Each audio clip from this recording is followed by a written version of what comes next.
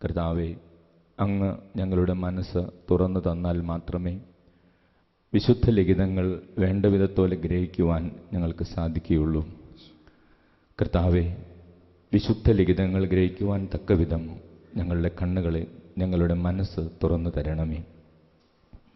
പരിശുദ്ധമ്മേ മാതാവേ, ദൈവത്തിൻ്റെ വചനം ഹൃദയത്തിലും ഉദരത്തിലും സ്വീകരിച്ച് ഫലം പുറപ്പെടുവിച്ച പരിശുദ്ധമ്മേ, ഞങ്ങളും വചനം കേട്ട് ഫലം പുറപ്പെടുവിക്കുവാൻ അമ്മ ഞങ്ങൾക്ക് വേണ്ടി പ്രാർത്ഥിക്കണമേ. നന്മ നിറഞ്ഞ മറിയമേ സ്വസ്തി, കർത്താവ് അങ്ങയുടെ കൂടെ, സ്ത്രീകളിൽ അങ്ങ് അനുഗ്രഹിക്കപ്പെട്ടവളാവുന്നു. അങ്ങയുടെ ഉദരത്തിൻ ഫലമായി ഈശോ അനുഗ്രഹിക്കപ്പെട്ടവനാവുന്നു. പരിശുദ്ധ മറിയമേ തമ്പുരാന്റെ അമ്മേ, പാപികളായ ഞങ്ങൾക്ക് വേണ്ടി ഇപ്പോഴും ഞങ്ങളുടെ മരണസമയത്തും തമ്പുരാനോട് അപേക്ഷിച്ചോളണമേ. നന്മ നിറഞ്ഞ മറിയമേ സ്വസ്തി, കർത്താവ് അങ്ങയുടെ കൂടെ, സ്ത്രീകളിൽ അങ്ങ് അനുഗ്രഹിക്കപ്പെട്ടവളാവുന്നു. അങ്ങയുടെ ഉദരത്തിൻ ഫലമായി ഈശോ അനുഗ്രഹിക്കപ്പെട്ടവനാവുന്നു. പരിശുദ്ധ മറിയമേ തമ്പുരാന്റെ അമ്മേ, പാപികളായ ഞങ്ങൾക്ക് വേണ്ടി ഇപ്പോഴും ഞങ്ങളുടെ മരണസമയത്തും തമ്പുരാനോട് അപേക്ഷിച്ചോളണമേ. നന്മ നിറഞ്ഞ മറിയമേ സ്വസ്തി, കർത്താവ് അങ്ങയുടെ കൂടെ, സ്ത്രീകളിൽ അങ്ങ് അനുഗ്രഹിക്കപ്പെട്ടവളാവുന്നു. അങ്ങയുടെ ഉദരത്തിൻ ഫലമായി ഈശോ അനുഗ്രഹിക്കപ്പെട്ടവനാവുന്നു. പരിശുദ്ധ മറിയമേ തമ്പുരാന്റെ അമ്മേ, പാപികളായ ഞങ്ങൾക്ക് വേണ്ടി ഇപ്പോഴും ഞങ്ങളുടെ മരണസമയത്തും തമ്പുരാനോട് അപേക്ഷിച്ചോളണമേ. പിതാവിനും പുത്രനും പരിശുദ്ധാത്മാവിനും സ്തുതിയും, ആദിയിലെ പോലെ ഇപ്പോഴും എപ്പോഴും നീക്കും. ആമേൻ. യേശുമിശിഹായ്ക്ക് സ്തുതിയായിരിക്കട്ടെ. ഇപ്പോഴും എപ്പോഴും സ്തുതിയായിരിക്കട്ടെ. ഇരിക്കും.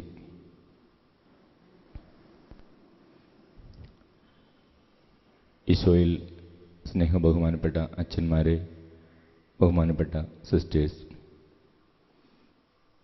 ആത്മീയ ജീവിതത്തിൽ വളരുവാനും നമ്മുടെ ഓരോരുത്തരുടെയും ജീവിതത്തിൽ വ്യക്തിപരമായി കൂടുതൽ വിശുദ്ധിയിലേക്ക് കടന്നു വരുവാനും നമ്മളെക്കുറിച്ച് കൂടുതൽ മനസ്സിലാക്കേണ്ടതുണ്ട്. ദൈവത്തെക്കുറിച്ച് കൂടുതൽ മനസ്സിലാക്കുമ്പോഴാണ് നമുക്ക് നമ്മളെക്കുറിച്ച് കൂടുതൽ തിരിച്ചറിയാൻ സാധിക്കുക. നമ്മൾ ഈ ദിവസങ്ങളിലൊക്കെ ദൈവത്തെയും ദൈവത്തിൻ്റെ വഴികളെയും കുറിച്ചൊക്കെ കൂടുതൽ മനസ്സിലാക്കുകയായിരുന്നു. ഒരു പുസ്തകത്തിൽ ഈ ആത്മീയ വളർച്ചയെക്കുറിച്ച് ഒരു ആത്മീയ പിതാവ് എഴുതിയ ഒരു ആശയം ഇപ്രകാരം വായിച്ചത് എന്നെ വല്ലാതെ ആകർഷിച്ചു. അദ്ദേഹം അതിലിങ്ങനെയാണ് എഴുതിയിരിക്കുന്നത്: നമ്മുടെ ഈ ആത്മീയ ജീവിതത്തിലെ വളർച്ച എന്ന് പറയുന്നത് ഒരു വ്യക്തി ഒരു മഞ്ഞുമല കയറുന്നത് പോലെയാണ്. ഈ മഞ്ഞുമല കയറുന്നതിൻ്റെ പ്രത്യേകത എന്താണ്? ഈ മഞ്ഞുമല വെറുതെ അങ്ങ് ഓടിക്കയറാൻ സാധിക്കുകയില്ല. മഞ്ഞുമലയിൽ മുകളിലേക്ക് കയറണമെങ്കിൽ കയറാനുള്ള ഓരോ സ്റ്റെപ്പും കയ്യിലുള്ള ആയുധങ്ങൾ ഉപയോഗിച്ച് വെട്ടിയുണ്ടാക്കണം. കയ്യിലുള്ള ആയുധങ്ങൾ ഉപയോഗിച്ച് അടുത്ത സ്റ്റെപ്പ് വെട്ടിയുണ്ടാക്കി അതിൽ കാലുവെച്ച് അവിടെ നിന്ന് അടുത്ത സ്റ്റെപ്പിലേക്ക് കയറുവാൻ അടുത്ത പടി വെട്ടിയുണ്ടാക്കി അങ്ങനെ മുകളിലേക്ക് കയറാൻ പരിശ്രമിക്കുന്ന ഒരു വ്യക്തിക്ക് ആത്മീയ ജീവിതത്തിൽ ഉയരാനും വളരാനും സാധിക്കുകയുള്ളൂ.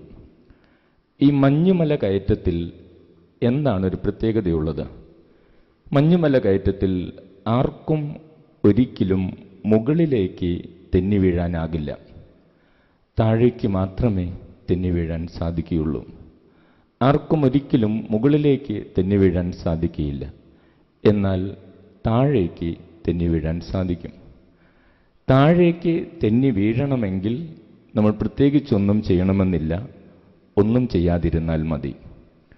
അപ്പോൾ ഒരു ആത്മീയ ജീവിതത്തിൽ വളരാൻ ആഗ്രഹിക്കുന്നൊരു വ്യക്തി ഈ മഞ്ഞുമല കയറ്റത്തിൽ ഒരു സ്ഥലം വരെ എത്തിയിട്ട് അവിടെ കുറച്ചു നാൾ ഒന്നും ചെയ്യാതെ നിന്നാൽ സാവധാനം അവിടുത്തെ മഞ്ഞുരുകി ആ വ്യക്തി താഴേക്ക് വീണുപോകും. അപ്പോൾ ഈ മഞ്ഞുമല കയറ്റത്തിൻ്റെ ഒരു പ്രത്യേകത ഇതാണ്: മുകളിലേക്ക് ആർക്കും തെന്നി വീഴാൻ സാധിക്കുകയില്ല, താഴേക്ക് മാത്രമാണ് തെന്നി വീഴാൻ സാധിക്കുക. താഴേക്ക് തെന്നി വീഴണമെങ്കിൽ നമ്മൾ പ്രത്യേകിച്ച് എന്തെങ്കിലും ചെയ്യണമെന്നില്ല, നമ്മളൊന്നും ചെയ്യാതിരുന്നാൽ മതി. സ്നേഹമുള്ളവരെ, നമ്മുടെ ഓരോരുത്തരുടെയും ഈ ആത്മീയ ജീവിതത്തിൽ, സമർപ്പണ ജീവിതത്തിൽ എനിക്ക് എത്ര സ്റ്റെപ്പ് മുകളിലേക്ക് കയറാൻ സാധിച്ചിട്ടുണ്ട്? അതോ ഞാൻ താഴെ വീണ് കിടക്കുകയാണോ? ഓർക്കുക, വലിയൊരു സത്യമാണ് ആ പിതാവ് നമുക്ക് പറഞ്ഞു തരുന്നത്. മുകളിലേക്ക് ആർക്കും തെന്നി വീഴാനാകില്ല, താഴേക്ക് മാത്രമേ തെന്നി വീഴാൻ സാധിക്കുകയുള്ളൂ. അപ്പോൾ ഇതുവരെയുള്ള നമ്മുടെ ആത്മീയ ജീവിതത്തിൽ നമ്മുടെ കയ്യിൽ നമ്മുടെ ദൈവം തന്ന ആയുധങ്ങൾ, ആത്മീയമായ ആയുധങ്ങൾ ഞാൻ വേണ്ടതുപോലെ ഉപയോഗിച്ചിട്ടുണ്ടോ? ഒരു സ്റ്റെപ്പെങ്കിലും മുകളിലേക്ക് കയറാൻ എനിക്ക് സാധിച്ചിട്ടുണ്ടോ? അതോ ഞാൻ താഴെ വീണ് കിടക്കുകയാണോ എന്ന് നമ്മൾ ഓരോരുത്തരും കണ്ടെത്തേണ്ടതുണ്ട്. പലപ്പോഴും നമ്മുടെ മനസ്സിൽ ആത്മീയ ജീവിതത്തിൽ മുമ്പോട്ട് പോയി കഴിയുമ്പോൾ നമുക്കൊരു സങ്കടമൊക്കെ ഉണ്ടാകും. നമ്മൾ ആഗ്രഹിച്ച വളർച്ച, നമ്മൾ ആഗ്രഹിക്കുന്ന ഉയർച്ച, അല്ലെങ്കിൽ നമ്മൾ ആഗ്രഹിക്കുന്ന പലതും നമുക്കിവിടെ ലഭിക്കുന്നില്ല. എന്തുകൊണ്ടാണ് കർത്താവ് ആത്മീയ ജീവിതത്തിലെ എൻ്റെ പല ആഗ്രഹങ്ങളും എനിക്ക് സാധിച്ചു തരാത്തതെന്ന് പലപ്പോഴും വർഷങ്ങൾ കഴിയുമ്പോൾ നമ്മൾ ദൈവത്തോട് പരിഭവിച്ചിട്ടുണ്ടാകാം. യോഹന്നാന്റെ സുവിശേഷം നമ്മൾ വായിക്കുമ്പോൾ അവിടെ 13-ാം അധ്യായത്തിൽ 36 മുതലുള്ള തിരുവചനങ്ങൾ വായിച്ചാൽ പത്രോസും യേശുവും തമ്മിലുള്ള സംഭാഷണമാണ് നമ്മൾ വായിക്കുക. യേശു പിതാവിൻ്റെ അരികിലേക്ക് പോകുന്നതിനെക്കുറിച്ചാണ് സംസാരിക്കുന്നത്. അപ്പോൾ പത്രോസ് യേശുവിനോട് പറഞ്ഞു, എനിക്കും നീ പോകുന്നിടത്തേക്ക് വരണം. യേശു അവനോട് പറഞ്ഞു, ഞാൻ പോകുന്നിടത്തേക്ക് ഇപ്പോൾ എന്നെ അനുഗമിക്കുവാൻ നിനക്ക് സാധിക്കുകയില്ല, എന്നാൽ പിന്നീട് നീ എന്നെ അനുഗമിക്കും. ഉടനെ തന്നെ പത്രോസിൻ്റെ ചോദ്യം എങ്ങനെയായിരുന്നു? എന്തുകൊണ്ടാണ് എൻ്റെ ആഗ്രഹം എനിക്കിപ്പോൾ തന്നെ സാധിച്ചു കിട്ടാത്തത്? അല്ലെങ്കിൽ എന്തുകൊണ്ടാണ് എനിക്കിപ്പോൾ തന്നെ നിന്നെ അനുഗമിക്കുവാൻ സാധിക്കാത്തത്? എന്നിട്ട് പത്രോസ് കൂട്ടിച്ചേർക്കുകയാണ്, ഞാൻ നിനക്ക് വേണ്ടി എൻ്റെ ജീവൻ ത്യജിക്കുവാൻ തയ്യാറാണ്. യേശു പത്രോസിൻ്റെ ഈ വാക്കുകൾ കേട്ടപ്പോൾ യേശു പത്രോസിനോട് ചോദിച്ചു, നീ എനിക്ക് വേണ്ടി ജീവൻ ത്യജിക്കുമെന്ന്? എന്നിട്ട് യേശു പറഞ്ഞു, പത്രോസ് യേശുവിനെ തള്ളി പറയാൻ ഇടയുള്ള ഒരു സാധ്യതയെക്കുറിച്ച് പത്രോസിനോട് പറഞ്ഞു. പത്രോസ് യേശുവുമായിട്ട് സംസാരിച്ചപ്പോൾ പത്രോസിൻ്റെ മനസ്സിലെ വലിയൊരു സങ്കടം ഇതായിരുന്നു. എന്തുകൊണ്ടാണ് എൻ്റെ ആഗ്രഹം എനിക്കിപ്പോൾ തന്നെ സാധിച്ചു കിട്ടാത്തത്? നമ്മളിൽ പലർക്കും ആത്മീയ ജീവിതത്തിലുണ്ടാകാനിടയുള്ള ഒരു പരിഭവമാണത്. എന്തുകൊണ്ട് എൻ്റെ ആഗ്രഹം എനിക്കിപ്പോൾ തന്നെ സാധിച്ചു കിട്ടുന്നില്ല? പത്രോസിന് ഈ പരിഭവം ഉണ്ടാകാൻ കാരണം യേശുവിന് വേണ്ടി എന്തും ചെയ്യാൻ താൻ തയ്യാറാണ്. യേശുവിന് വേണ്ടി അങ്ങേയറ്റം ഒരാൾക്ക് യേശുവിനെ എങ്ങനെയാണ് സ്നേഹിക്കാൻ സാധിക്കുക? ജീവൻ കളഞ്ഞാണ്. ജീവൻ കളയാൻ ഞാൻ തയ്യാറാണ്. പിന്നെന്തുകൊണ്ടാണ് യേശുവിൻ്റെ ആഗ്രഹം എനിക്കിപ്പോൾ സാധിച്ചു തരാത്തത്? അപ്പോൾ യേശു പത്രോസിനെ വ്യക്തമായിട്ട് അറിഞ്ഞിരുന്നു. അവൻ ആരാണെന്നും അവൻ്റെ പ്രത്യേകതകൾ എന്താണെന്നും യേശുവിന് വ്യക്തമായിട്ട് അറിയാമായിരുന്നു. എന്നാൽ പത്രോസ് ചിന്തിച്ചത് മുഴുവനും 2-3 വർഷങ്ങൾക്ക് മുമ്പ് യേശു കടൽ തീരത്ത് നിന്ന് തന്നെ തിരഞ്ഞെടുക്കുമ്പോൾ തനിക്ക് പ്രത്യേകിച്ച് യോഗ്യതകളൊന്നുമില്ലായിരുന്നു. മീൻ പിടിക്കാൻ മാത്രം അറിയാം, മറ്റൊന്നും അറിയാത്ത എന്നെ അന്ന് തമ്പുരാൻ തിരഞ്ഞെടുത്തു. അതിനുശേഷം ഇത്രയും വർഷങ്ങൾ, ഇത്രയും അനുഭവങ്ങളിലൂടെ എന്നെ കൊണ്ടുപോയി പലതും പഠിപ്പിച്ചു. എനിക്കിന്ന് പലതും സാധിക്കും. ഞാൻ ഒത്തിരി വളർന്നിട്ടുണ്ട്. എന്നിട്ടെന്താണ് കർത്താവ് എൻ്റെ ഈ ആഗ്രഹം എനിക്ക് സാധിച്ചു തരാത്തത്? അതാണ് പത്രോസിൻ്റെ സങ്കടം. സ്നേഹമുള്ളവരെ, ഈ 3 വർഷത്തിനുള്ളിൽ പത്രോസ് തനിക്ക് എന്തൊക്കെ സാധിക്കും എന്ന് കണ്ടെത്തിയിരുന്നു. പക്ഷേ തനിക്ക് എന്തൊക്കെ സാധിക്കില്ല എന്ന് പത്രോസിന് എപ്പോഴും മനസ്സിലാക്കാൻ സാധിച്ചിട്ടില്ലായിരുന്നു. പത്രോസ് ഈ 3 വർഷത്തെ പരിശീലനത്തിനിടയിൽ തനിക്ക് എന്തൊക്കെയാണ് പുതുതായി സാധിക്കുന്നത് അത് അദ്ദേഹം മനസ്സിലാക്കിയിരുന്നു. അതുകൊണ്ടാണ് അദ്ദേഹം ഈശോയോട് അങ്ങനെ സംസാരിക്കുന്നത്. എന്നാൽ എന്തൊക്കെ തനിക്ക് സാധിക്കുകയില്ല എന്ന് അപ്പോഴും പത്രോസ് തിരിച്ചറിഞ്ഞിട്ടില്ലായിരുന്നു. യേശു പത്രോസിൻ്റെ ഈ പരിഭവത്തിന് അപ്പോൾ മറുപടിയൊന്നും കൊടുക്കുന്നില്ല. നമ്മൾ വീണ്ടും തിരുവചനങ്ങളിലൂടെ മുമ്പോട്ട് പോകുമ്പോൾ യോഹന്നാന്റെ സുവിശേഷം 18-ാം അധ്യായം എത്തുമ്പോൾ അവിടെ 15 മുതലുള്ള തിരുവചനങ്ങളിൽ യേശുവിനെക്കുറിച്ചും പത്രോസിനെക്കുറിച്ചും നമ്മൾ അവിടെ വായിക്കും. അവിടെ പത്രോസ് യേശുവിനെ തള്ളിപ്പറയുന്ന രംഗങ്ങളാണ്. അവിടെ യേശുവിനെ പത്രോസ് തള്ളിപ്പറഞ്ഞതിന് ശേഷം യേശു അവനെ ഒന്ന് തിരിഞ്ഞു നോക്കി. അപ്പോൾ അവൻ്റെ കണ്ണുകൾ നിറഞ്ഞ് ഒഴുകാൻ തുടങ്ങി. അപ്പോൾ പത്രോസിന് വലിയൊരു സത്യം മനസ്സിലായി. എന്തുകൊണ്ടാണ് യേശു അപ്പോൾ അങ്ങനെ പറഞ്ഞത്? ഞാൻ പോകുന്നിടത്തേക്ക് വരാൻ അത്രമാത്രം നീ വളർന്നിട്ടില്ല എന്നുള്ളത്. കാരണം പത്രോസ് എന്തിനു വേണ്ടിയാ യേശുവിനെ തള്ളിപ്പറഞ്ഞത്? പത്രോസ് യേശുവിനെ തള്ളിപ്പറഞ്ഞത് തൻ്റെ ജീവൻ രക്ഷിക്കാൻ വേണ്ടിയാണ്. പത്രോസ് യേശുവിനെ തള്ളിപ്പറഞ്ഞത് തൻ്റെ ജീവൻ നഷ്ടപ്പെട്ടു പോകാതിരിക്കാൻ വേണ്ടിയാ, രക്ഷിക്കാൻ വേണ്ടിയാ. എന്നാൽ മുമ്പ് പത്രോസ് യേശുവിനോട് പറഞ്ഞതെന്താ? ഞാൻ നിനക്ക് വേണ്ടി എൻ്റെ ജീവൻ കളയാൻ തയ്യാറാണ്. അപ്പോൾ ഈ ആത്മീയ ജീവിതത്തിൽ നമ്മൾ എടുക്കുന്ന പല ശബ്ദങ്ങളും നമ്മുടെ ഉറച്ച തീരുമാനങ്ങളും പലപ്പോഴും തള്ളിപ്പറച്ചിലുകളിലാണ് അവസാനിക്കുന്നത്.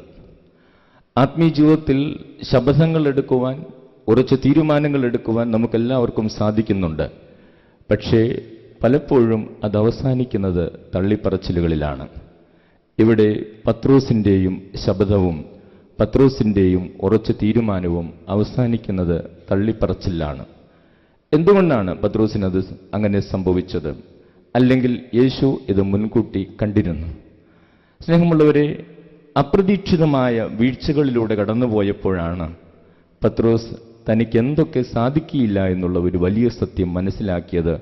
താൻ ഇനിയും ഏറെ വളരാനുണ്ട് എന്ന വലിയ സത്യം പത്രോസ് മനസ്സിലാക്കുന്നത്. Praise the Lord, hallelujah.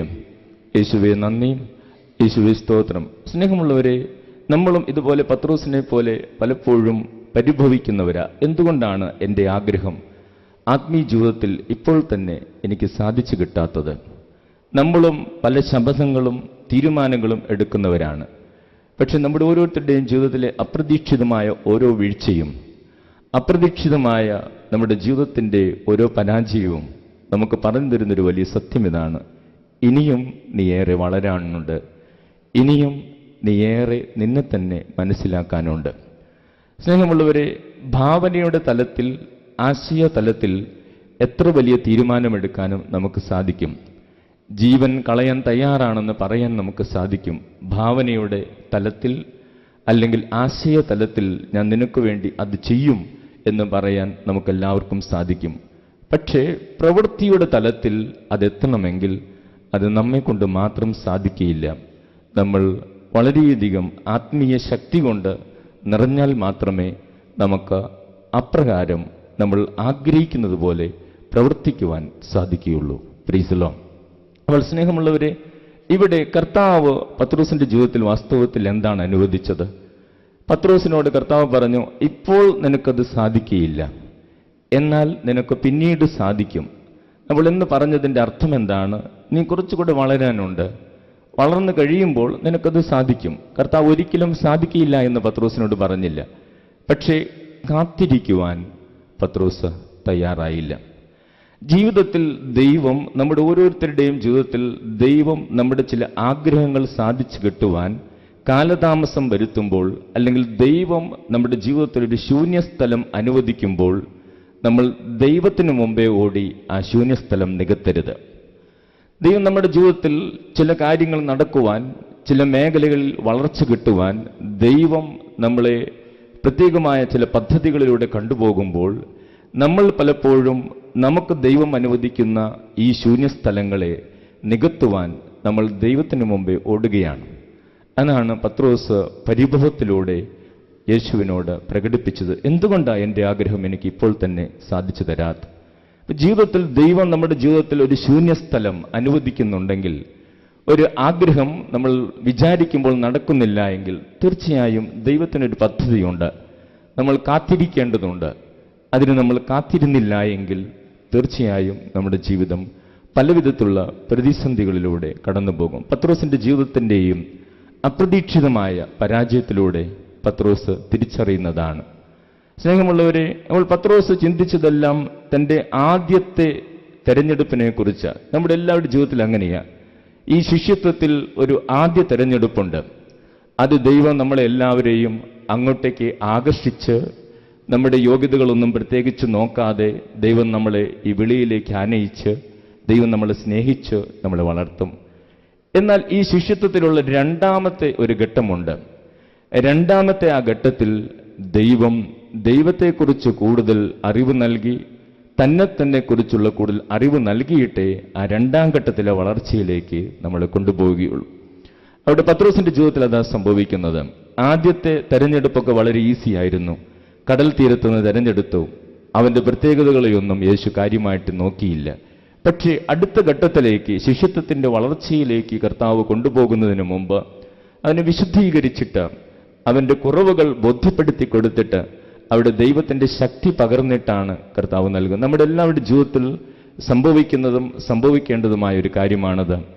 ദൈവം നമ്മുടെ ജീവിതത്തിൽ ഒരു ശൂന്യസ്ഥലം അനുവദിക്കുമ്പോൾ, നമ്മുടെ ആഗ്രഹങ്ങൾ നിറവേറാതെ പോകുന്ന ചില സമയങ്ങൾ, നമ്മുടെ സ്വപ്നങ്ങൾ നിറവേറാതെ പോകുന്ന ചില സമയങ്ങളിൽ നമ്മൾ ആ ശൂന്യസ്ഥലം നികത്തുവാൻ ദൈവത്തിന് മുമ്പേ ഓടരുത്.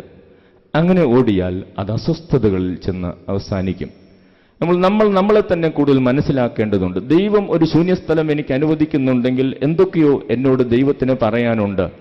എൻ്റെ ജീവിതത്തിൽ എന്തൊക്കെയോ മാറ്റങ്ങൾ വരാനുണ്ട്. എൻ്റെ ജീവിതത്തിൽ എന്തൊക്കെയോ ഞാൻ അതിജീവിക്കാനുണ്ട് എന്ന വലിയ സത്യം നമ്മൾ തിരിച്ചറിയേണ്ടതുണ്ട്. നമ്മൾ അബ്രാഹത്തിന്റെ ജീവിതത്തിലൂടെ കടന്നു പോകുമ്പോൾ, അബ്രാഹം വർഷങ്ങൾ കാത്തിരുന്നതിന് ശേഷം അബ്രാഹത്തിന്റെ ജീവിതത്തിലെ ഒരു ശൂന്യസ്ഥലത്തെ നികത്തുവാൻ അബ്രാം പരിശ്രമിക്കുന്നുണ്ട്. ദൈവത്തിനു മുമ്പേ അബ്രാം ഓടുന്നുണ്ട്. അത് അബ്രാമിന് വലിയ വിനയായി മാറുന്നത് നമ്മൾ വചനത്തിൽ വായിക്കും. ഉൽപ്പത്തി പുസ്തകം നമ്മൾ വായിക്കുമ്പോൾ അവിടെ 16-ാം അധ്യായത്തിൽ അബ്രാമിന്റെ ജീവിതത്തിലെ വളരെ പ്രധാനപ്പെട്ട ഒരു സംഭവം നമ്മൾ വായിക്കും. അബ്രാമും സാറയുമായിട്ട് ഏറെ വർഷങ്ങൾ അവർ ഒരുമിച്ച് ജീവിച്ചെങ്കിലും അവർക്ക് മക്കളില്ലായിരുന്നു. അതിൻ്റെ സങ്കടം അബ്രാമിനുണ്ടായിരുന്നു. അബ്രാം ഹാരാനിൽ നിന്ന് അബ്രാം പോരുമ്പോൾ അബ്രാമിന് 75 വയസ്സാണ്. പിന്നീട് 10 വർഷങ്ങളോളം കാനാൻ ദേശത്ത് താമസിച്ചു. അപ്പോഴും അവർക്ക് കുട്ടികളുണ്ടായില്ല. 75 കഴിഞ്ഞ് 10 വർഷം കൂടെ കഴിഞ്ഞു, 85ആയി. ആ സമയമാണ് അബ്രാഹത്തിന്റെ ഭാര്യ സാറ അബ്രാഹത്തിനോട് പറയുന്നത് തൻ്റെ ദാസിയെ പ്രാപിക്കുവാൻ. അബ്രാം സാറായുടെ ആ നിർദ്ദേശം സ്വീകരിച്ചു. അങ്ങനെ ആ നിർദ്ദേശമനുസരിച്ച് പ്രവർത്തിച്ച് അബ്രാമിൽ ഹാഗാർ ഗർഭം ധരിച്ചു.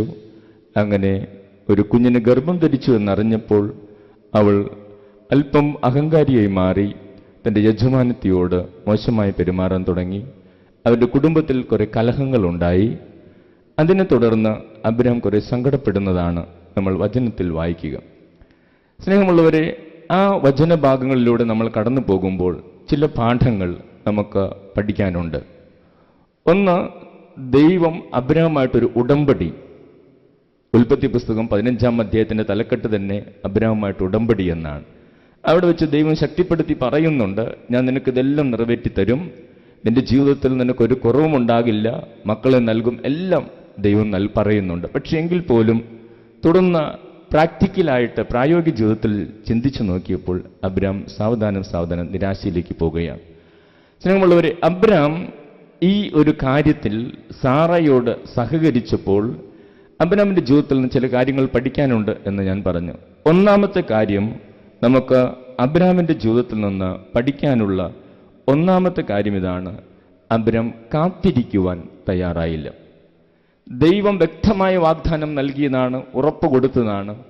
പക്ഷേ അബ്രാം കാത്തിരിക്കുവാൻ തയ്യാറായില്ല. സ്നേഹമുള്ളവരെ, കാത്തിരിക്കുവാൻ നമുക്ക് കഴിയണം. ദൈവം നമ്മുടെ ഓരോരുത്തരുടെയും ജീവിതത്തിൽ ശൂന്യസ്ഥലങ്ങൾ അനുവദിക്കും. 1 പത്രോസ് 5-ാം അധ്യായം 6-7 തിരുവചനങ്ങളിൽ നമ്മളിങ്ങനെ വായിക്കും: ദൈവത്തിൻ്റെ ശക്തമായ കരത്തിൻ കീഴിൽ താഴ്മയോടെ നിൽക്കുവിൻ, അവിടുന്ന് തക്ക സമയത്ത് നിങ്ങളെ ഉയർത്തിക്കൊള്ളും. ദൈവത്തിൻ്റെ ശക്തമായ കരത്തിന് കീഴിൽ താഴ്മയോടെ നിൽക്കുവിൻ, അവിടുന്ന് തക്ക സമയത്ത് നമ്മൾ ഉയർത്തിക്കൊള്ളും. നമ്മൾ ദൈവത്തിൻ്റെ സമയത്തിന് വേണ്ടി കാത്തിരിക്കാതെ അതിനു മുമ്പ് ഓടിയാൽ പിന്നീട് ചിലപ്പോൾ ഏറെ വർഷങ്ങളെടുത്ത് നമ്മൾ ആ പരിക്ക് ശരിയാക്കിയെടുക്കേണ്ടി വരും.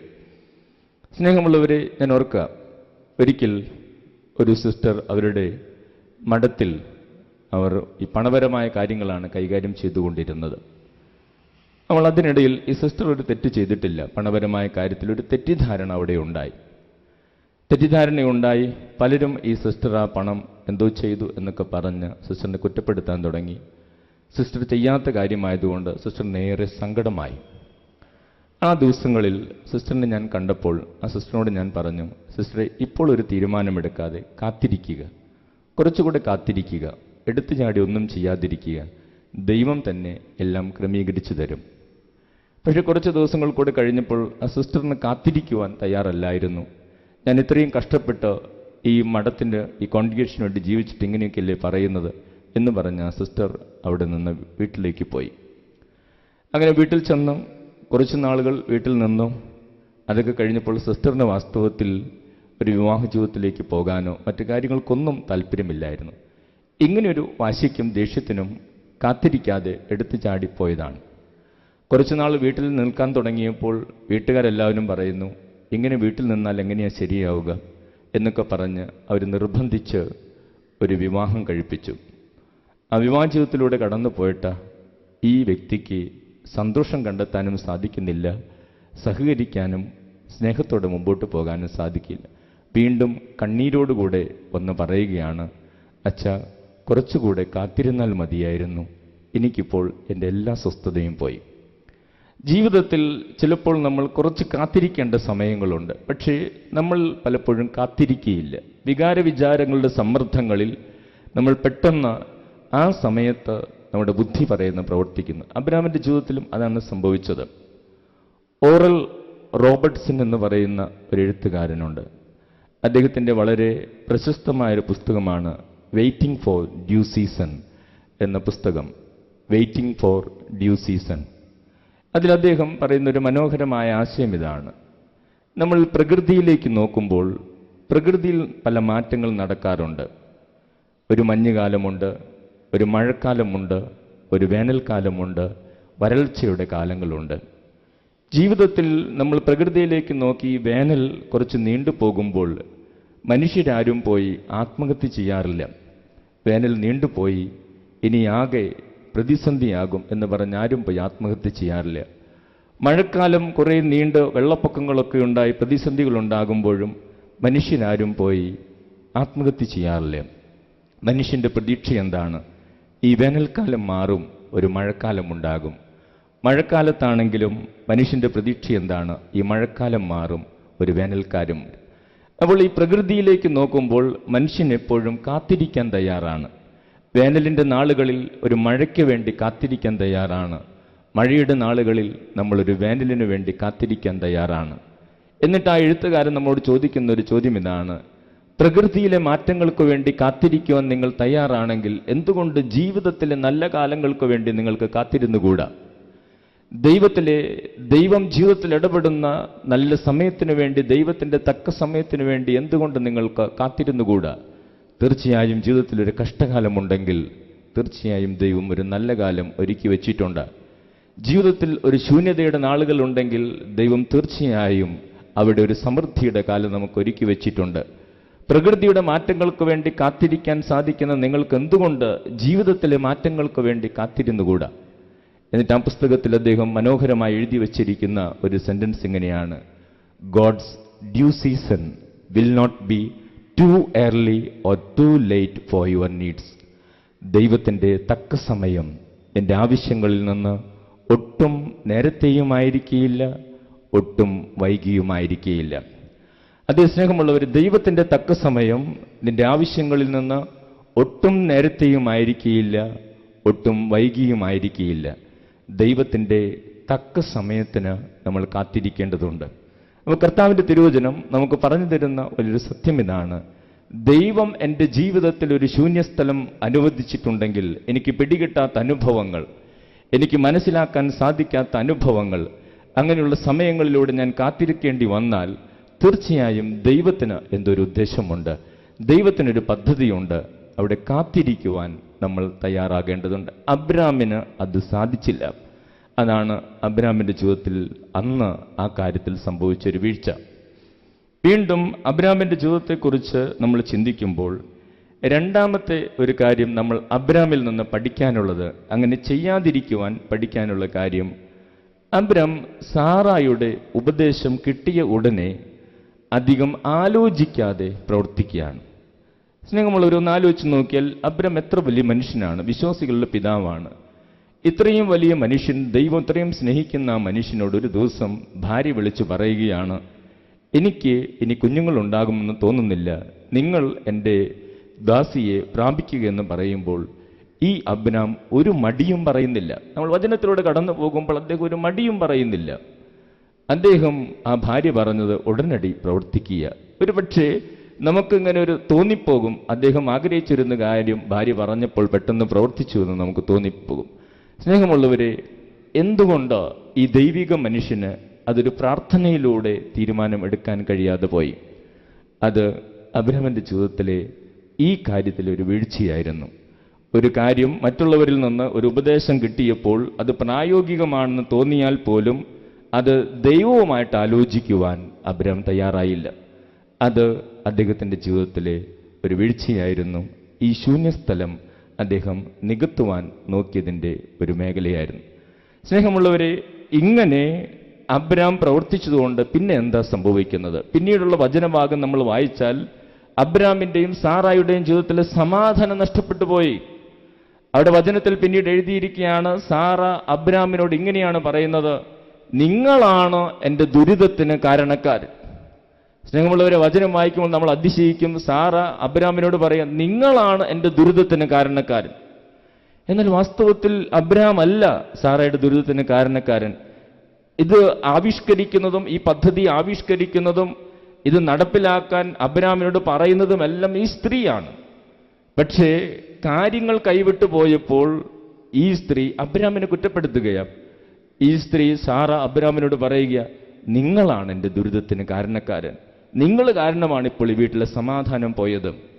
സ്നേഹമുള്ളവരെ, ദൈവത്തിൻ്റെ പദ്ധതിയോട് ആലോചന ചോദിക്കാതെ മനുഷ്യൻ്റെ വാക്കുകൾ അനുസരിക്കുമ്പോൾ അതിൻ്റെ ഫലം ഇതായിരിക്കും: സമാധാനം നഷ്ടപ്പെട്ടു പോകും, സന്തോഷം നഷ്ടപ്പെട്ടു പോകും. കുടുംബത്തിലാകട്ടെ, നമ്മുടെ വ്യക്തിപരമായ ജീവിതത്തിലാകട്ടെ, സമൂഹ ജീവിതത്തിലാകട്ടെ, ദൈവത്തോട് ആലോചന ചോദിക്കാതെ നമ്മൾ മറ്റുള്ളവരുടെ ഉപദേശങ്ങൾ പെട്ടെന്ന് എടുത്തു ചാടി സ്വീകരിച്ചാൽ അതിൻ്റെ ഫലം നമ്മുടെ സമാധാനം നഷ്ടപ്പെടുന്ന അവസ്ഥയാണ്. അവിടെ സാറ അബ്രാമിനെ കുറ്റപ്പെടുത്തുകയാണ്. അവരുടെ കുടുംബത്തിൻ്റെ സമാധാനം നഷ്ടപ്പെട്ടു പോയി. സ്നേഹമുള്ളവരെ, നാലാമതായിട്ട് അബ്രാമിൻ്റെയും സാറായുടെയും ജീവിതത്തിൽ നിന്ന് നമുക്ക് പഠിക്കാനുള്ളൊരു കാര്യം, എന്തായാലും ഇങ്ങനൊരു കാര്യം സംഭവിച്ചു. ഹാഗാർ ഗർഭം ധരിച്ചു. അതിൻ്റെ ഉത്തരവാദിത്വം ഏറ്റെടുക്കാനും ആ പ്രശ്നമൊന്ന് പറഞ്ഞ് സോൾവ് ചെയ്യാനും അബ്രാം തയ്യാറാകുന്നില്ല. അബ്രാം ഉത്തരവാദിത്വത്തിൽ നിന്ന് ഒഴിഞ്ഞു മാറുകയാണ്. അബ്രാം പറഞ്ഞു, ഹാഗാർ ഇപ്പോഴും നിന്റെ ദാസിയ, നിനക്കിഷ്ടമുള്ളത് നീ ചെയ്തുകൊള്ളുക. അങ്ങനെ ആ ഗർഭം ധരിച്ചിരിക്കുന്ന ദാസിയെ ആ വീട്ടിൽ നിന്ന് പുറത്താക്കിയ. പിന്നെ അവസാനം എന്താ സംഭവിക്കുന്നത്? ദൈവം അവളുടെ കരച്ചിൽ കേട്ടു. വചനത്തിൽ അതാ നമ്മൾ വായിക്കുന്നത്, ദൈവം ഹാഗാറിന്റെ കരച്ചിൽ കേട്ടു. അവളുടെ കരച്ചിൽ കേൾക്കാൻ ഈ വിശുദ്ധ ഗ്രന്ഥത്തിലെ നമ്മുടെ വിശ്വാസികളുടെ പിതാവായ അബ്രാമിനും ഈ അമ്മയ്ക്കും സാധിച്ചില്ല അവളുടെ കരച്ചിൽ കേൾക്കാൻ. ദൈവമാണ് അവളുടെ കരച്ചിൽ കേട്ടത്. സ്നേഹമുള്ളവരെ, ഇത്രയും കാര്യങ്ങൾ ഈ ജീവിതത്തിൽ എന്താണ് സംഭവിക്കുവാൻ എന്താണ് കാരണം? അതിൻ്റെ കാരണം ഈ അബ്രഹാമും സാറായും ദൈവം തങ്ങളുടെ ജീവിതത്തിൽ അനുവദിച്ച ശൂന്യസ്ഥലം അവർ ഒറ്റയ്ക്ക് നികത്താൻ നോക്കിയതുകൊണ്ടാണ് ഇത്രയും പ്രതിസന്ധികൾ അവരുടെ ജീവിതത്തിലേക്ക് കടന്നു വന്നത്. Praise the Lord, hallelujah. അപ്പോൾ സ്നേഹമുള്ളവർ, ദൈവത്തിൻ്റെ പദ്ധതിക്ക് വിരുദ്ധമായ പലതും അവിടെ സംഭവിക്കുന്നതെല്ലാം തിടുക്കം കൂട്ടുന്നത് കൊണ്ടാണ്. അതുകൊണ്ടാണ് വചനം പറയുന്നത്, ദൈവം നമ്മുടെ ജീവിതത്തിൽ ഒരു ശൂന്യസ്ഥലം അനുവദിച്ചിട്ടുണ്ടെങ്കിൽ, നമുക്കൊന്നും മനസ്സിലാക്കാനാകാത്ത ചില സമയങ്ങൾ ദൈവം നമ്മുടെ ജീവിതത്തിൽ അനുവദിച്ചിട്ടുണ്ടെങ്കിൽ, കാത്തിരിക്കുവാൻ ദൈവം നമ്മോട് ആവശ്യപ്പെടുന്നുണ്ടെങ്കിൽ, നമ്മൾ ദൈവത്തിന് മുമ്പേ ഓടി ബുദ്ധി കാണിക്കരുത്. നമ്മൾ ദൈവത്തിന് മുമ്പേ ഓടി ബുദ്ധി കാണിച്ചാൽ അത് അബദ്ധങ്ങളായി മാറും, അത് അസ്വസ്ഥതകളായി മാറും, സമാധാനം നഷ്ടപ്പെടുന്ന അവസ്ഥകളായി മാറും. അതാണ് നമ്മൾ ഇവരുടെ ജീവിതത്തിൽ നിന്ന് നമുക്ക് മനസ്സിലാക്കാൻ സാധിക്കുക. സ്നേഹമുള്ളവർ, വീണ്ടും നമുക്ക് പത്രോസിലേക്ക് തന്നെ തിരിച്ചു വരാം. പത്രോസിലേക്ക് നമ്മൾ തിരിച്ചു വരുമ്പോൾ, പത്രോസ് അന്ന് യേശുവിൻ്റെ അരികിൽ ഇങ്ങനെ പരിഭവത്തോടുകൂടെ നിന്നു. എന്തുകൊണ്ടാണ് എൻ്റെ ആഗ്രഹം എനിക്ക് സാധിച്ചു തരാത്തത്? കാരണം യേശു അവൻ്റെ ആഗ്രഹം അപ്പോൾ സാധിച്ചു കൊടുക്കാതിരുന്നത്, പത്രോസിന് തനിക്ക് എന്തൊക്കെ സാധിക്കും എന്ന് വ്യക്തമായിട്ട് അറിയാമായിരുന്നു. പക്ഷേ എന്തൊക്കെ സാധിക്കില്ല എന്ന് പത്രോസിന് അറിയില്ലായിരുന്നു. അത് ജീവിതാനുഭവങ്ങളിലൂടെ അവൻ പഠിച്ച് തൻ്റെ ജീവിതത്തെ വിശുദ്ധീകരിച്ച് അവൻ വളർന്ന വലിയൊരു നിലയിലേക്ക് വരണം എന്ന് ദൈവം ആഗ്രഹിച്ചിരുന്നു. പത്രോസിൻ്റെ വീഴ്ചയ്ക്ക് പിന്നിലുള്ള ചില മനോഭാവങ്ങൾ നമ്മൾ ധ്യാനിക്കേണ്ടതുണ്ട്. പത്രോസിലേക്ക് നമ്മൾ തിരിച്ചു വന്ന് പത്രോസിൻ്റെ വീഴ്ചയ്ക്ക് പിന്നിലുള്ള ചില മനോഭാവങ്ങളെക്കുറിച്ച് നമുക്ക് ധ്യാനിക്കാം. ഒന്നാമത്തെ കാര്യം ഇതാണ്: പത്രോസിൻ്റെ ഓവർ കോൺഫിഡൻസ്, അമിതമായ ആത്മവിശ്വാസം. അതായത് എനിക്കൊരു തെറ്റും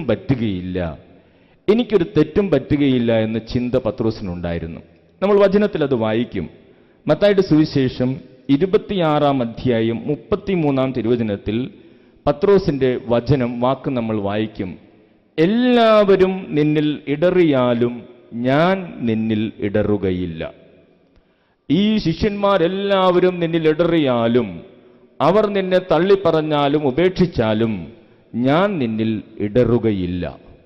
പത്രോസിൻ്റെ ഒരു ഓവർ കോൺഫിഡൻസ് ആണത്, അമിതമായ ആത്മവിശ്വാസം. ആർക്കൊക്കെ തെറ്റുപറ്റിയാലും ഈ മേഖലയിൽ എനിക്കൊരു തെറ്റും പറ്റുകയില്ല. ജീവിതത്തിൽ ചിലപ്പോൾ നമ്മുടെയും ആത്മീയ വളർച്ചയിൽ, ശിഷ്യത്വത്തിൽ നമുക്കും സംഭവിക്കാനിടയുള്ളൊരു വീഴ്ചയാണ് എനിക്കൊരു തെറ്റും പറ്റുകയില്ല, എനിക്കെല്ലാം അറിയാം, എനിക്ക് വേണ്ട സമയത്ത് കാര്യങ്ങൾ ക്രമീകരിക്കാൻ അറിയാം എന്നൊരു ചിന്ത നമ്മുടെ ജീവിതത്തിലുണ്ടാകും. സ്വന്തം കഴിവിലും നേട്ടത്തിലുമുള്ള അമിതമായ വിശ്വാസം എന്നാണ് പത്രോസിൻ്റെ ജീവിതത്തിൽ വിനയായിത്തീരുന്ന ഒരു കാര്യം. സുഭാഷിതങ്ങളുടെ പുസ്തകത്തിൽ 16-ാം അധ്യായം 18-ാം തിരുവചനത്തിൽ നമ്മളിങ്ങനെ വായിക്കും: അഹങ്കാരം നാശത്തിൻ്റെ മുന്നോടിയാണ്, അഹന്ത അധപതനത്തിൻ്റെയും. റോമാക്കാർക്ക് എഴുതിയ ലേഖനം 12-ാം അധ്യായം 3-ാം തിരുവചനം: ഉള്ളതിലധികം മേന്മ ആരും ഭാവിക്കരുത്. 1 കൊറിന്തോസ് 10:12 അവിടെ നമ്മൾ വായിക്കും: ആകയാൽ നിൽക്കുന്നു എന്ന് വിചാരിക്കുന്നവൻ വീഴാതെ സൂക്ഷിച്ചുകൊള്ളട്ടെ. സ്നേഹമുള്ളവരെ, അപ്പോൾ ഇവിടെ നമ്മുടെ എല്ലാവരുടെയും ജീവിതത്തിലുള്ള അമിതമായ നമ്മളിൽ തന്നെയുള്ള ഒരു വിശ്വാസമുണ്ട്. എനിക്കൊരു തെറ്റും സംഭവിക്കുകയില്ല, ഞാൻ എന്ത് കണ്ടാലും അതെന്നെ ബാധിക്കുകയില്ല, ഞാൻ ആരൊക്കെയായിട്ട് കൂട്ടുകൂടിയാലും അതെന്നെ ബാധിക്കുകയില്ല, ഞാൻ എവിടെ പോയാലും എന്നെ അത് ബാധിക്കുകയില്ല. ഇങ്ങനെ അമിതമായ ആത്മവിശ്വാസം നമുക്കുണ്ടെങ്കിൽ അത് നമുക്ക് വിനയായി മാറും. ഒരിക്കലും ഒരു പുസ്തകത്തിൽ വായിച്ച വളരെ ലളിതമായ ഒരു സംഭവം ഒരുപക്ഷെ നിങ്ങൾ കേട്ടിട്ടുണ്ടാകും, എങ്കിലും നല്ല അർത്ഥവത്താണ്. ഒരു സ്ഥലത്ത് അവിടെ ഇങ്ങനെ തണുപ്പ് വളരെ ശക്തമായിട്ടിങ്ങനെ വരികയാണ്. തണുപ്പ് കൂടി അങ്ങനെ അവിടെ ജീവിക്കാൻ പറ്റാത്തൊരവസ്ഥ. നമ്മൾ ആ പ്രദേശത്തുള്ള പക്ഷികളൊക്കെ വേറെ സ്ഥലങ്ങളിലേക്ക് പറന്നുപോയി. പക്ഷികളൊക്കെ പറന്നു പോയപ്പോൾ ഒരു പാവപ്പെട്ട ഒരു തവള അവിടെ ജീവിച്ചിരുന്നു. ഈ തവളയ്ക്ക് മാത്രം എവിടേക്കും പോകാൻ കഴിയുന്നില്ല. തണുപ്പ് കൂടി ഇങ്ങനെ അത് വല്ലാതെ ബുദ്ധിമുട്ടി. അപ്പോൾ ഈ തവള ഒരു ദിവസം തവളയുടെ സുഹൃത്തുക്കളായ 2 കൊക്കുകളെ കണ്ടപ്പോൾ തൻ്റെ സങ്കടം മുഴുവൻ തവള ഈ കൊക്കുകളോട് പറഞ്ഞു: നിങ്ങൾക്കൊക്കെ പറന്നു പോകാം, ഈ തണുപ്പ് കൂടിയപ്പോൾ എൻ്റെ കാര്യം വലിയ കഷ്ടമാണ്, എന്നെ സഹായിക്കാൻ ആരുമില്ല, നിങ്ങൾക്കെന്നെ സഹായിക്കാൻ പറ്റുമോ? അപ്പോൾ ഈ കൊക്കുകൾ പറഞ്ഞു: ഞങ്ങൾക്ക് നിന്നെ സഹായിക്കണമെന്നുണ്ട്, പക്ഷെ ഞങ്ങൾ എങ്ങനെ നിന്നെ സഹായിക്കും? അപ്പോൾ ഈ തവള നല്ലൊരു ആശയം പറഞ്ഞു. ആശയം ഇതാണ്: നിങ്ങൾ 2 പേരും ഒരു ചെറിയ കമ്പെടുത്ത് നിങ്ങളുടെ കൊക്കിൽ കൊത്തിപ്പിടിക്കുക, ഞാൻ ഈ കമ്പിൻ്റെ നടുക്ക് കടിച്ചു തൂങ്ങി കിടക്കാം, നിങ്ങൾ 2 പേരും ഇവിടെ നിന്ന് പറന്ന് അങ്ങനെ ചൂടുള്ള സ്ഥലത്തേക്ക് എന്നെ കൊണ്ടുപോവുക. അവൾ കൊക്കുകൾക്ക് ആ ആശയം വളരെ ഇഷ്ടപ്പെട്ടു. കാരണം നല്ലൊരു ആശയമാണ്, അവരുടെ സുഹൃത്തായി തവളയെ ഈ തണുപ്പിൽ നിന്ന് രക്ഷിക്കാം. അങ്ങനെ ഈ തവളയുടെ നിർദ്ദേശം പോലെ, ആശയം പോലെ കൊക്കുകൾ ഒരു കമ്പ് അവർ 2 പേരും കൊത്തിപ്പിടിച്ച് വന്നു. തവള അതിൻ്റെ നടുക്ക് കയറി ചാടിപ്പിടിച്ച് കിടന്നു. അങ്ങനെ കൊക്കുകൾ പറക്കാൻ തുടങ്ങി. വളരെ മനോഹരമായൊരു കാഴ്ചയാണ്. 2 കൊക്കുകൾ ഇങ്ങനെ ഒരു കമ്പ് കൊത്തിപ്പിടിച്ചു പോകുന്നതിന് നടുക്ക് ഒരു തവള ഇങ്ങനെ കടിച്ചു തൂങ്ങിക്കിടക്കുന്നു. നമ്മൾ ഈ കൊക്കുകൾ ഈ തവളയും കൊണ്ടിങ്ങനെ പോകുമ്പോൾ ഒരു ഗ്രാമത്തിലൂടെ പോവുകയായി. ഒരു ഗ്രാമത്തിലൂടെ പോകുമ്പോൾ ഒരു കർഷകൻ താഴെ നിന്ന് കൃഷി ചെയ്യുകയാണ്. അദ്ദേഹം ഇത് കണ്ടപ്പോൾ അദ്ദേഹത്തിന് വലിയ അതിശയമായി. 2 കൊക്കുകൾ ഇങ്ങനെ പറന്നു പോകുന്നു, ഒരു തവള ആ കമ്പിൽ ഇങ്ങനെ കടിച്ചു പിടിച്ച് കിടക്കുന്നു. അപ്പോൾ താഴെ നിന്ന് ഈ കർഷകൻ മുകളിലേക്ക് നോക്കി ഉറക്കെ ചോദിച്ചു: ദൈവമേ, ഈ ആശയം ഏത് ബുദ്ധിമാൻ്റേതാണാവോ?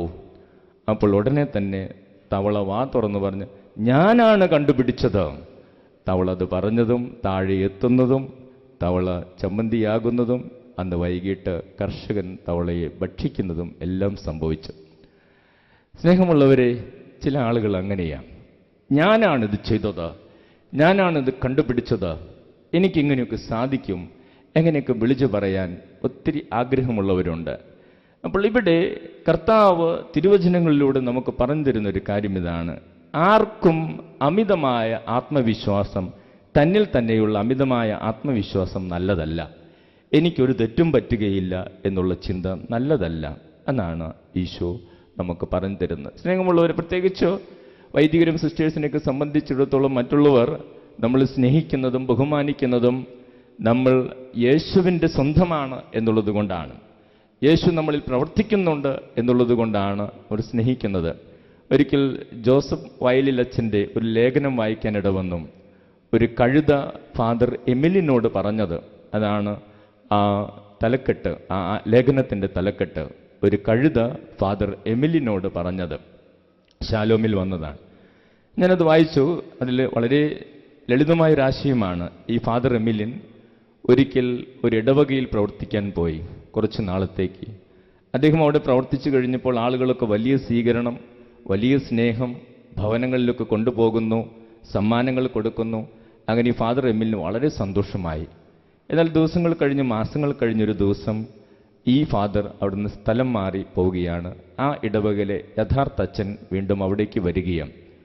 ഫാദർ എമിലിൻ വിചാരിച്ചു കുറേ ആളുകളൊക്കെ തന്നെ കൊണ്ടുപോകാനും വരാനും വരും, ഒത്തിരി വാഹനങ്ങളൊക്കെ വരും. പക്ഷെ അന്ന് അദ്ദേഹം പോകുന്ന ദിവസം ആരും വന്നില്ല, ആരും അദ്ദേഹത്തെ കൊണ്ടുപോകാനൊന്നും വന്നില്ല. അദ്ദേഹം തൻ്റെ പെട്ടിയും ബാഗും ഒക്കെ പിടിച്ച് ഇങ്ങനെ റോഡരികിൽ നിൽക്കുമ്പോൾ മനസ്സിൽ വലിയ സങ്കടമാണ്. ഈ മനുഷ്യരൊക്കെ എത്ര പെട്ടെന്ന് മാറിപ്പോകുന്നത്. അവർ ആരും എന്നെ കൊണ്ടുവന്നാക്കാൻ വന്നില്ല. എന്തൊക്കെ സ്നേഹമാണ് അവർ കാണിച്ചിരുന്നത്. പക്ഷെ ഇപ്പോൾ ഞാൻ സ്ഥലം മാറിപ്പോകുമ്പോൾ ആരും വന്നില്ലല്ലോ എന്നോർത്ത് സങ്കടപ്പെട്ടിരിക്കുകയും. അങ്ങനെ ഫാദർ എമിലിൻ അങ്ങനെ റോഡരികിൽ ഇങ്ങനെ സങ്കടപ്പെട്ട് മനുഷ്യൻ്റെ പ്രത്യേകതകളെക്കുറിച്ചൊക്കെ ചിന്തിച്ച് നിൽക്കുമ്പോൾ അതിലൂടെ ഒരു കഴുത വന്നു. ഈ ഫാദറിൻ്റെ മുഖത്ത് നോക്കി കഴുത സംസാരിക്കുന്നത് പോലെ എമിലിൻ അച്ഛന് തോന്നി. അതിതാണ്: അച്ഛൻ വിഷമിക്കേണ്ട, വർഷങ്ങൾക്ക് മുമ്പ് എനിക്കും ഇങ്ങനൊരു പറ്റിയതാ. അന്ന് യേശു എൻ്റെ മുറത്തുണ്ടായിരുന്നു. ഞാൻ യേശുവിനെ കൊണ്ടുപോയപ്പോൾ ആളുകൾ എന്ത് സ്വീകരണമാണ് എനിക്ക് തന്നത്, അവരെത്ര വലിയ സ്വീകരണമാണ് എനിക്ക് തന്നത്. എന്തുമാത്രം കാര്യങ്ങളായിരുന്നു, പൂക്കളും തോരണങ്ങളും ഒക്കെയായിരുന്നു. ഞാൻ വിചാരിച്ചു എനിക്ക് എപ്പോഴും അത് കിട്ടുമെന്ന്. യേശു അവിടെ ഇറങ്ങി തിരിച്ചു വന്നപ്പോൾ എന്നെ ആരും തിരിഞ്ഞു നോക്കുന്നില്ല. ഞാൻ വളരെ അഭിമാനത്തോടു കൂടിയാണ് വന്നത്. പക്ഷേ ആരും എന്നെ തിരിഞ്ഞു നോക്കാനോ പൂക്കൾ വിതറാനോ ഉണ്ടായിരുന്നില്ല. എത്ര പെട്ടെന്നാണ് മനുഷ്യർ എല്ലാം മറന്നു പോകുന്നത്, എത്ര പെട്ടെന്നാണ് മനുഷ്യർ മറന്നു പോകുന്നത്. എനിക്കും ഇങ്ങനെ തന്നെ സംഭവിച്ചിട്ടുണ്ട്. അപ്പോൾ ഫാദർ എമിലിൻ്റെ സങ്കടമൊക്കെ പോയി. അദ്ദേഹം വലിയൊരു ഉൾക്കാഴ്ചയിലേക്ക് കടന്നു വന്നു. അതെ, യേശുവിനെ ചുമന്നുകൊണ്ട് പോകുന്നത് കൊണ്ടാണ് ഈ വൈദികന് വിലയുള്ളത്. എനിക്ക് സ്വന്തമായിട്ട് ഒന്നുമുള്ളത് കൊണ്ടല്ല മറ്റുള്ളവർ എന്നെ സ്നേഹിക്കുന്നത്. യേശുവിനെ ചുമക്കുന്നത് കൊണ്ടാണ്, അല്ലെങ്കിൽ യേശുവിൻ്റെ സ്വന്തമായിട്ട് ഇരിക്കുമ്പോഴാണ് എനിക്ക് വിലയുള്ളത്. ഞാൻ എന്തെങ്കിലും ആയതുകൊണ്ടല്ല ഈ ജനം എന്നെ സ്നേഹിക്കുന്നത്. എൻ്റെ കഴിവുകൾ കണ്ടിട്ടല്ല ഈ ജനം എന്നെ സ്നേഹിക്കുന്നത്. ഞാൻ യേശുവിനെ കൊണ്ട് നടക്കുന്നത് കൊണ്ടാണ് ഈ ജനം സ്നേഹിക്കുന്നത്.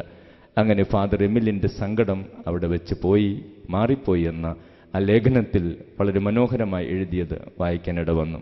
സ്നേഹമുള്ളവരെ, നമുക്കും അമിതമായ ആത്മവിശ്വാസത്തിലേക്ക് നമ്മൾ പോയാൽ ജീവിതത്തിൽ വലിയ വീഴ്ചകൾ സംഭവിക്കും. എനിക്കൊന്നും പറ്റുകയില്ല എന്ന് ആരും ചിന്തിക്കാൻ പാടില്ല. ഒരിക്കൽ ഞാൻ പോട്ട ആശ്രമത്തിലായിരുന്നപ്പോൾ ഒരു സിസ്റ്ററിനെ കാണാനിട വന്നു. വചനം പങ്കുവെച്ചുകൊണ്ടിരുന്ന ഒരു സിസ്റ്ററാണ്. പക്ഷേ കുറച്ച് നാളുകളായിട്ട് ആ സിസ്റ്ററിൻ്റെ വിശ്വാസം മുഴുവൻ നഷ്ടപ്പെട്ടു പോയി. വചനം പങ്കുവയ്ക്കാൻ പോയിട്ട് സിസ്റ്ററായിട്ട് തുടരാൻ തന്നെ സിസ്റ്ററിന് വിശ്വാസമില്ലാത്തൊരവസ്ഥ. എന്തുകൊണ്ടാണ് ഇങ്ങനെ സംഭവിച്ചത്? അപ്പോൾ ഈ സിസ്റ്റർ നന്നായിട്ട് വചനം പങ്കുവയ്ക്കുകയും ഒക്കെ ചെയ്തിരുന്നപ്പോൾ ഈ സിസ്റ്ററിൻ്റെ അധികാരികൾ തന്നെ ഈ സിസ്റ്ററിന് ആ സമയത്ത് കുറേ ഈ ബ്ലാക്ക് മാസിനെ കുറിച്ചൊക്കെ ഇറങ്ങിയ പല വാർത്തകളും ഇറങ്ങിയ സമയമാണ്. അപ്പോൾ അധികാരികളൊക്കെ തന്നെ സിസ്റ്ററിനെ പ്രോത്സാഹിപ്പിച്ച് കൂടുതൽ കാര്യങ്ങൾ പിശാചിനെ കുറിച്ച് മനസ്സിലാക്കാൻ.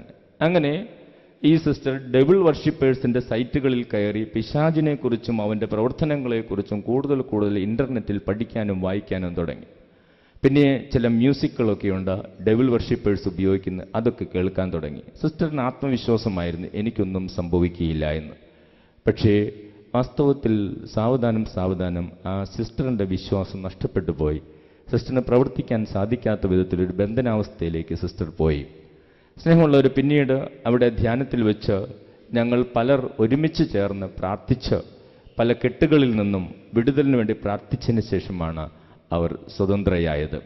അപ്പോൾ നമുക്കെല്ലാവർക്കും ഇങ്ങനെ അമിതമായ ആത്മവിശ്വാസം കാണാം, എനിക്കൊന്നും സംഭവിക്കുകയില്ല. ഏത് മേഖലയിലാണെങ്കിലും പത്രോസിൻ്റെ ജീവിതത്തിലും പത്രോസിന് വിനയായി മാറിയതാണ് അമിതമായ ആത്മവിശ്വാസം. ഞാൻ എന്ത് ചെയ്താലും എനിക്കൊന്നും സംഭവിക്കുകയില്ല, എൻ്റെ ഭാഗത്തുനിന്നൊരു വീഴ്ചയും ഉണ്ടാവുകയില്ല. അത് നമ്മൾ ശ്രദ്ധിക്കേണ്ട ഒരു മേഖലയാണ്. Praise the Lord, hallelujah. രണ്ടാമതായിട്ട് പത്രോസിൻ്റെ വീഴ്ചയ്ക്ക് രണ്ടാമത്തെ കാരണം ഇതാണ്. പത്രോസ് പ്രാർത്ഥന അവഗണിച്ച് സുഖനിദ്രയിലേക്ക് പ്രവേശിച്ചു. കർത്താവ് അവരെ തോട്ടത്തിലേക്ക് കൂട്ടിക്കൊണ്ടുപോയത് എന്തിനാണ്? കർത്താവ് പത്രോസ്, യാക്കോബ്, യോഹന്നാൻ എന്നിവരെ കൂട്ടിക്കൊണ്ടുപോയത് എന്തിനാണ് തോട്ടത്തിലേക്ക്? കർത്താവ് അവരെ തോട്ടത്തിലേക്ക് കൂട്ടിക്കൊണ്ടുപോയത് പ്രാർത്ഥിച്ച് ശക്തിപ്പെടാനാണ്. പ്രാർത്ഥിച്ച് ശക്തിപ്പെടാനും പ്രാർത്ഥനയിലൂടെ ആത്മീയ ശക്തി നേടി വരാനിരിക്കുന്ന കഷ്ടതകളെ നേരിടാനുമാണ് കർത്താവ് അവരെ തോട്ടത്തിലേക്ക് കൊണ്ടുപോയത്. പക്ഷേ അവർ സുഖനിദ്രയിലേക്ക് പോയി. പ്രാർത്ഥനയും ജാഗരണവും അവർ വിസ്മരിച്ചു. അതുകൊണ്ട് എന്ത് സംഭവിച്ചു? അവർക്ക് വീഴ്ച സംഭവിച്ചു. സ്നേഹമുള്ളവരെ, കർത്താവിൻ്റെ വചനത്തിൽ നമ്മൾ വായിക്കുന്നു, പരീക്ഷയിൽ അകപ്പെടാതിരിക്കുവാൻ ഉണർന്നിരുന്ന് പ്രാർത്ഥിക്കുവിൻ. സ്നേഹമുള്ളവരെ, പ്രാർത്ഥന അവഗണിച്ചാൽ, നമ്മുടെ ജീവിതത്തിൽ പ്രാർത്ഥനയെ നമ്മൾ അവഗണിച്ചാൽ, ആത്മീയ ശക്തി സംഭരിക്കാനുള്ള സമയങ്ങളെ നമ്മൾ അവഗണിച്ചാൽ, തീർച്ചയായും നമ്മുടെ ജീവിതത്തിൽ നമ്മൾ ആരുമായാലും വീഴ്ച സംഭവിക്കും. പത്രോസിന് സംഭവിച്ചതാണ്. പ്രാർത്ഥനയെ അവഗണിച്ചു, ആത്മീയ ശക്തി സംഭരിക്കാനുള്ള സമയങ്ങളെ അവഗണിച്ചു. അവൾ വചനം പറയുന്നതാണ്, പരീക്ഷയിൽ അകപ്പെടാതിരിക്കാൻ ഉണർന്നിരുന്ന് പ്രാർത്ഥിക്കുവിൻ. ആത്മീയ കാര്യങ്ങൾ വിസ്മരിച്ചു. ഇപ്പോൾ വാസ്തവത്തിൽ ആ വചനത്തിൽ നമ്മൾ കുറച്ച് മാറ്റം വരുത്തിയാൽ നല്ലതാണെന്ന് എനിക്ക് തോന്നുന്നു. കാരണം ഇപ്പോൾ പലരും രാത്രികാലങ്ങളിൽ ഉണർന്നിരിക്കുന്നുണ്ട്, ഫേസ്ബുക്കിൻ്റെയും വാട്സാപ്പിൻ്റെയും സോഷ്യൽ നെറ്റ്വർക്ക്സിൻ്റെയും മുമ്പിൽ. ഒരുപക്ഷെ ഈശോ ഇപ്പോഴത്തെ കാലത്തിലാണ് വരുന്നതെങ്കിൽ ഈശോ പറയുമായിരിക്കും, പരീക്ഷയിൽ അകപ്പെടാതിരിക്കുവാൻ നിങ്ങൾ വേണ്ട സമയത്ത് കിടന്നുറങ്ങുവിൻ എന്ന് ഈശോ പറയുമായിരിക്കും. കാരണം നമ്മളിപ്പോൾ വേണ്ട സമയത്ത് ഉറങ്ങുന്നില്ല. നമ്മൾ രാത്രിയിൽ ഉറക്കമൊളിച്ചിരിക്കുക. പലരും രാത്രിയിൽ 2 മണി വരെയൊക്കെയാണ് ഫേസ്ബുക്കിലും വാട്സാപ്പിലും നെറ്റിലുമൊക്കെ ആയിരിക്കുന്നത്. അതുകൊണ്ട് ഈശോ ചിലപ്പോൾ ആ വചനം മാറ്റുമായിരിക്കും എന്ന് ഞാൻ ചിന്തിക്കുന്നു. സ്നേഹമുള്ളവരെ, പരീക്ഷയിൽ അകപ്പെടാതിരിക്കാൻ ഉണർന്നിരുന്ന് പ്രാർത്ഥിക്കണമെന്ന് ഈശോ പറഞ്ഞത് പ്രാർത്ഥനയെ അവഗണിച്ചു. സ്നേഹമുള്ളവരെ, പ്രാർത്ഥനയെ അവഗണിച്ചാൽ, ആത്മീയ ശക്തി നേടുവാനുള്ള വഴികളെ നമ്മൾ അവഗണിച്ചാൽ നമ്മുടെ ജീവിതത്തിൽ ഇത് സംഭവിക്കും. പൗലോസിനെ കുറിച്ച് നമ്മൾ വായിക്കുമ്പോൾ പൗലോസിന് എന്തുമാത്രം ശക്തി കിട്ടുന്നതിന് കാരണം എന്താണെന്ന് പൗലോസ് ലീഹ പറയുന്നുണ്ട്. 1 കൊറിന്തോസ് 2:2 പൗലോസ് ലീഹ ഇങ്ങനെ പറയുന്നു, മറ്റൊന്നും അറിയേണ്ടതില്ല എന്ന് ഞാൻ തീരുമാനിച്ചു. മറ്റൊന്നും അറിയേണ്ടതില്ല എന്ന് ഞാൻ തീരുമാനിച്ചു. അവിടെ പൗലോസ് ലീഹ പറയുക, മറ്റൊന്നും അറിയേണ്ടതില്ല എന്ന് ഞാൻ തീരുമാനിച്ചു. യേശുവിനെക്കുറിച്ച് കൂടുതൽ അറിയാൻ വേണ്ടി അവിടെ പൗലോസ് ലീഹ എഴുതിയിരിക്കുക, മറ്റൊന്നും അറിയേണ്ടതില്ല എന്ന് ഞാൻ തീരുമാനിച്ചു. അത് എൻ്റെ കർത്താവായ യേശുവിനെക്കുറിച്ചുള്ള അറിവ് എനിക്ക് കൂടുതൽ കിട്ടുന്നതിനും ഞാൻ അവൻ്റെ മാത്രമായി ജീവിക്കുന്നതിനും വേണ്ടിയാണ് മറ്റൊന്നും അറിയേണ്ടതില്ല എന്ന് ഞാൻ തീരുമാനിച്ചു. പലപ്പോഴും നമ്മുടെ ജീവിതത്തിൽ സംഭവിക്കുന്ന ഒരു കാര്യം ഇതാണ്. കുറേ കാര്യങ്ങൾ അറിയാൻ നമ്മൾ പരിശ്രമിക്കുന്നു. എല്ലാ അറിവുകളും നമുക്ക് ആവശ്യമുള്ളതാകണമെന്നില്ല. എല്ലാ അറിവുകളും നമ്മളെ വളർത്തുന്നതാകണമെന്നില്ല. പൗലോസിൽ നിന്ന് നമ്മൾ പഠിക്കേണ്ടതുണ്ട്. മറ്റൊന്നും അറിയേണ്ടതില്ല എന്ന് ഞാൻ തീരുമാനിച്ചു. അതേ സ്നേഹമുള്ളവരെ, ജീവിതത്തിൽ നമ്മൾ ദൈവത്തിൻ്റെ, യേശുവിൻ്റെ സ്വന്തമായിട്ട് നമുക്ക് പ്രവർത്തിക്കാൻ സാധിക്കണമെങ്കിൽ നമ്മൾ വില കൊടുക്കണം. ആരെങ്കിലും സുവിശേഷ വേലയിൽ ആത്മീയ ജീവിതത്തിൽ വളർന്നിട്ടുള്ളത് നമ്മൾ വായിച്ചിട്ടുണ്ടെങ്കിൽ അവർക്ക് വില കൊടുത്തവരാണ്. പൗലോസ് ലീഹ കൊടുത്തൊരു വില ഇതാണ്, യേശുവിനെ കുറിച്ചല്ലാതെ മറ്റൊന്നിനെ കുറിച്ചും അറിയേണ്ടതില്ല എന്ന് ഞാൻ തീരുമാനിച്ചു. സ്നേഹമുള്ളവരെ, നമ്മുടെയും ചില തീരുമാനങ്ങളാണ് ആത്മീയമായിട്ട് ശക്തിപ്പെടുവാൻ നമ്മളെ സഹായിക്കുക.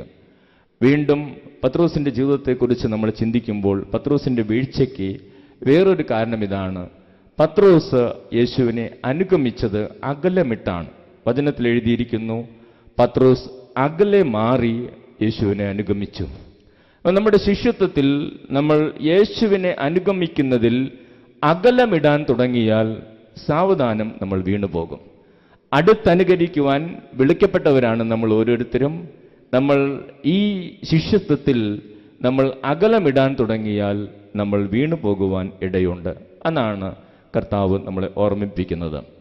വീണ്ടും നാലാമതായിട്ട് പത്രോസിൻ്റെ ജീവിതത്തിലെ വീഴ്ചയെക്കുറിച്ച് നമ്മൾ ധ്യാനിക്കുമ്പോൾ പത്രോസിൻ്റെ ജീവിതത്തിൽ ഇങ്ങനെ വലിയൊരു വീഴ്ച വരാൻ കാരണം പത്രോസ് ചെന്നുപെട്ട സാഹചര്യം. ആരുടെ കൂട്ടത്തിലേക്കാണ് പത്രോസ് ചെന്നുപെട്ടത്? ആരുടെ സൗഹൃദത്തിലേക്കാണ് പത്രോസ് ചെന്നുപെട്ടത്? സാഹചര്യങ്ങളും കൂട്ടുകെട്ടും നമ്മുടെ ജീവിതത്തിൽ വലിയ വീഴ്ചയ്ക്ക് ഇടവരുത്തും.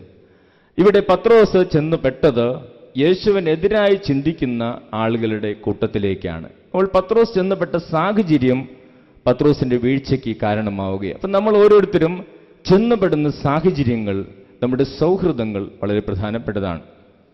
കർദിനാൾ ആന്റണി പടിയറയുടെ വളരെ മനോഹരമായ രസകരമായ ഒരു പുസ്തകമാണ് ജേർണി ഇൻ സ്പിരിറ്റ്.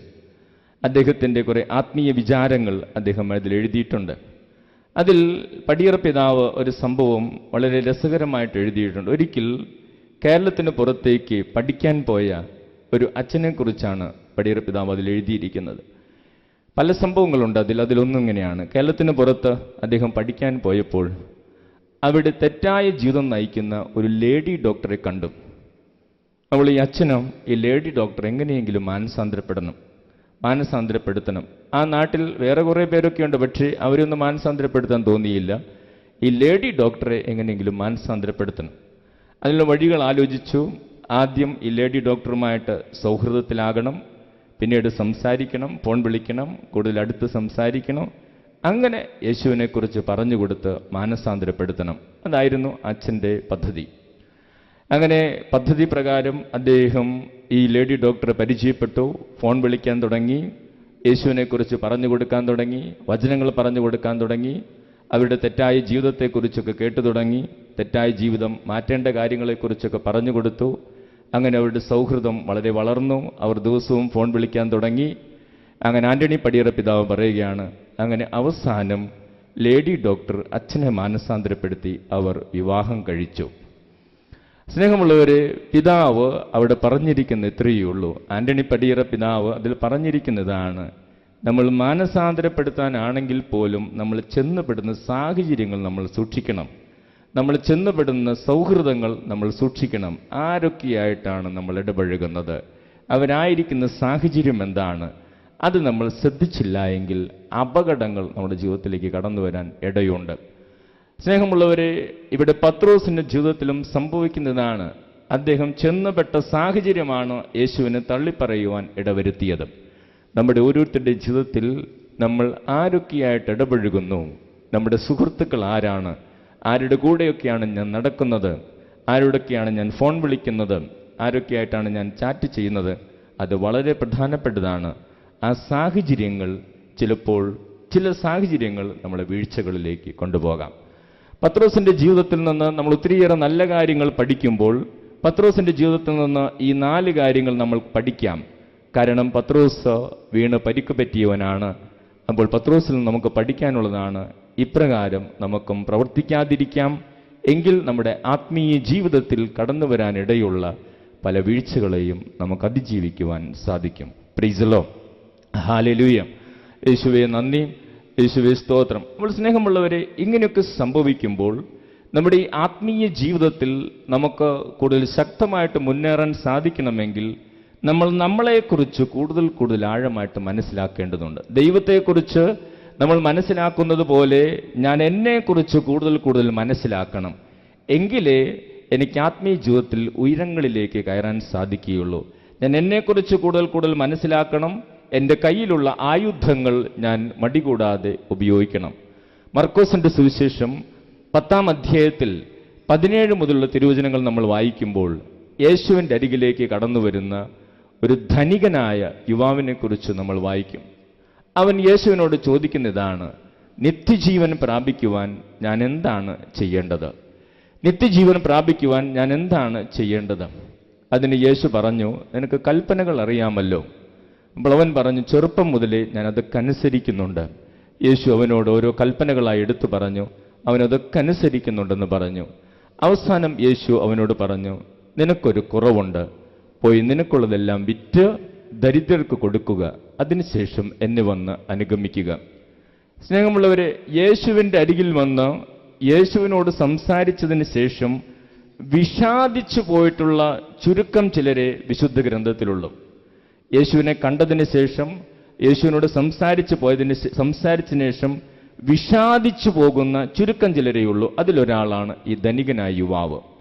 അയാൾ വിഷാദിച്ചു പോയതിൽ നിന്ന് നമുക്ക് വളരെ വ്യക്തമാണ്, അയാൾക്ക് സമ്പത്തിനോടുള്ള മനോഭാവം ശരിയല്ലായിരുന്നു. അയാൾ അത് തെളിയിച്ചു, തനിക്ക് സമ്പത്തിനോടുണ്ടായിരുന്ന മനോഭാവം ശരിയല്ല എന്ന്. അപ്പോൾ യേശു അവനോട് പറഞ്ഞു, നിനക്കൊരു കുറവുണ്ട്, കുറവാണെന്ന് നീ തിരിച്ചറിഞ്ഞിട്ടില്ല.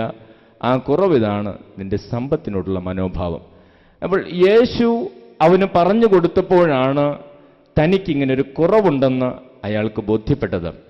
സ്നേഹമുള്ളവരെ, ഒരു കുറവാണെന്ന് നമ്മൾ തിരിച്ചറിയാത്ത പല പ്രത്യേകതകളും നമ്മുടെ ജീവിതത്തിലുണ്ട്. എൻ്റെ ഈ പ്രത്യേകത ഒരു കുറവാണെന്ന് നമ്മൾ തിരിച്ചറിയാത്ത പല പ്രത്യേകതകൾ നമ്മുടെ ജീവിതത്തിലുണ്ട്. സാംസന് സ്ത്രീകളോട് വലിയ താല്പര്യമുണ്ടായിരുന്നു. സ്നേഹമുള്ളവരെ, ഇതൊരു കുറവാണെന്ന് സാംസൺ തിരിച്ചറിയാത്ത ഒരു പ്രത്യേകത സാംസണ് സ്ത്രീകളോടുണ്ടായിരുന്നു. അതാണ് അദ്ദേഹം വീണുപോയത്. ദാവീദിന് സൗന്ദര്യത്തോട് വലിയ താല്പര്യമുണ്ടായിരുന്നു. ഇതൊരു കുറവാണെന്ന് ദാവീദ് തിരിച്ചറിയാത്ത ഒരു പ്രത്യേകത, മനോഭാവം ദാവീദിന് സൗന്ദര്യത്തോടുണ്ടായിരുന്നു. സ്നേഹമുള്ളവരെ, ഏസാവിന് ഭക്ഷണത്തോട് വലിയ താല്പര്യമുണ്ടായിരുന്നു. ഇതൊരു കുറവാണെന്ന് ഏസാവ് തിരിച്ചറിയാത്ത ഒരു പ്രത്യേക മനോഭാവം ഏസാവിന് പായസത്തോട്, ഭക്ഷണത്തോടുണ്ടായിരുന്നു. യൂദാസിന് സമ്പത്തിനോട് വലിയ ഇഷ്ടമായിരുന്നു. ഇതൊരു കുറവാണെന്ന് യൂദാസ് തിരിച്ചറിയാത്ത ഒരു പ്രത്യേക മനോഭാവം യൂദാസിനുണ്ടായിരുന്നു. സ്നേഹമുള്ളവരെ, തിരുവചനങ്ങളിലൂടെ നമ്മൾ കടന്നു പോകുമ്പോൾ ശിഷ്യത്വത്തിൽ പരാജയപ്പെട്ട ഏതൊരു മകനെയും മകളെയും കുറിച്ച് നമ്മൾ ചിന്തിക്കുമ്പോൾ നമുക്ക് മനസ്സിലാക്കാൻ സാധിക്കുന്ന വലിയൊരു സത്യം ഇതാണ്. ഇതൊരു കുറവാണെന്ന് അവർ തിരിച്ചറിയാതെ പോയ ജീവിതത്തിന്റെ ചില പ്രത്യേകതകളാണ് അവർ തകർത്ത് കളഞ്ഞത്. നമ്മുടെ ഓരോരുത്തരുടെയും ജീവിതത്തിൽ ഇതൊരു കുറവാണെന്ന് ഞാൻ തിരിച്ചറിയാത്ത കുറെ പ്രത്യേകതകളുമായിട്ട് നമ്മൾ നടക്കുന്നത്. ഇതൊരു കുറവാണെന്ന് ഞാൻ തിരിച്ചറിഞ്ഞിട്ടില്ല. എനിക്ക് പല പ്രത്യേകതകളുണ്ട്, പക്ഷെ ഇതൊരു കുറവാണെന്ന് തിരിച്ചറിയാനോ ഈ കുറവ് നികത്താനോ നമ്മൾ പരിശ്രമിച്ചിട്ടില്ല. മരുഭൂമിയിലൂടെ യാത്ര ചെയ്ത യാത്രക്കാരെക്കുറിച്ച് ഒരിക്കലൊരു പുസ്തകത്തിൽ ഞാൻ വായിക്കാനിട വന്നു. അവർ മരുഭൂമിയിലൂടെ യാത്ര ചെയ്യുമ്പോൾ അവരുടെ കയ്യിലുണ്ടായിരുന്ന ഭക്ഷണമൊക്കെ തീർന്നു പോയി. അവർക്ക് വല്ലാതെ വിശക്കാൻ തുടങ്ങിയപ്പോൾ അവർ അസ്വസ്ഥരായി. അവർ വിശപ്പിനുള്ള എന്തെങ്കിലും കിട്ടുമോ എന്നാണ് അവർ അന്വേഷിക്കുന്നത്. പക്ഷേ അവർക്കൊന്നും കണ്ടെത്താൻ സാധിച്ചില്ല. അങ്ങനെ അവർ മുമ്പോട്ട് പോകുമ്പോൾ അവിടെ ഒരു സഞ്ചി കിടക്കുന്നത് കണ്ടു. ആ സഞ്ചി കിടക്കുന്നത് കണ്ടപ്പോൾ ഈ യാത്രക്കാർക്ക് വലിയ സന്തോഷമായി. തങ്ങളുടെ വിശപ്പിനുള്ള എന്തെങ്കിലും കിട്ടുമോ എന്ന് അവർ പ്രതീക്ഷിച്ചു. അവർ അങ്ങനെ വളരെ സന്തോഷത്തോടെ, പ്രതീക്ഷകളോടുകൂടെ ആ സഞ്ചിയുടെ അരികിലേക്ക് ഓടിയെത്തി. അങ്ങനെ അവർ ആ സഞ്ചിയുടെ അരികിലേക്ക് ഓടിയെത്തിയിട്ട് ആ സഞ്ചിയെടുത്ത് സഞ്ചി തുറന്നു നോക്കി. സഞ്ചി തുറന്നു നോക്കിയപ്പോൾ അത് നിറയെ വിലപിടിപ്പുള്ള വലിയ രത്നങ്ങളായിരുന്നു. വിലപിടിപ്പുള്ള രത്നങ്ങളും ആഭരണങ്ങളുമായിരുന്നു. അവർ ആ രത്നക്കല്ലുകൾ കുറച്ചു നേരം തങ്ങളുടെ കൈകളിൽ വെച്ച് നോക്കിയിട്ട് അവർ വെറുപ്പോടെ ആ രത്നക്കല്ലുകളെ മരുഭൂമിയിൽ എറിഞ്ഞു കളഞ്ഞ് അവർ മുമ്പോട്ട് പോയി.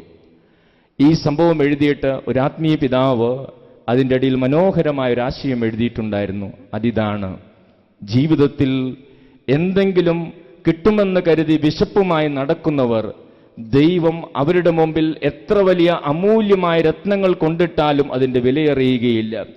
ജീവിതത്തിൽ പലപ്പോഴും മനുഷ്യർ അന്വേഷിക്കുന്നത് തങ്ങളുടെ വിശപ്പിനുള്ള എന്തെങ്കിലും കിട്ടുമോ എന്നാണ്.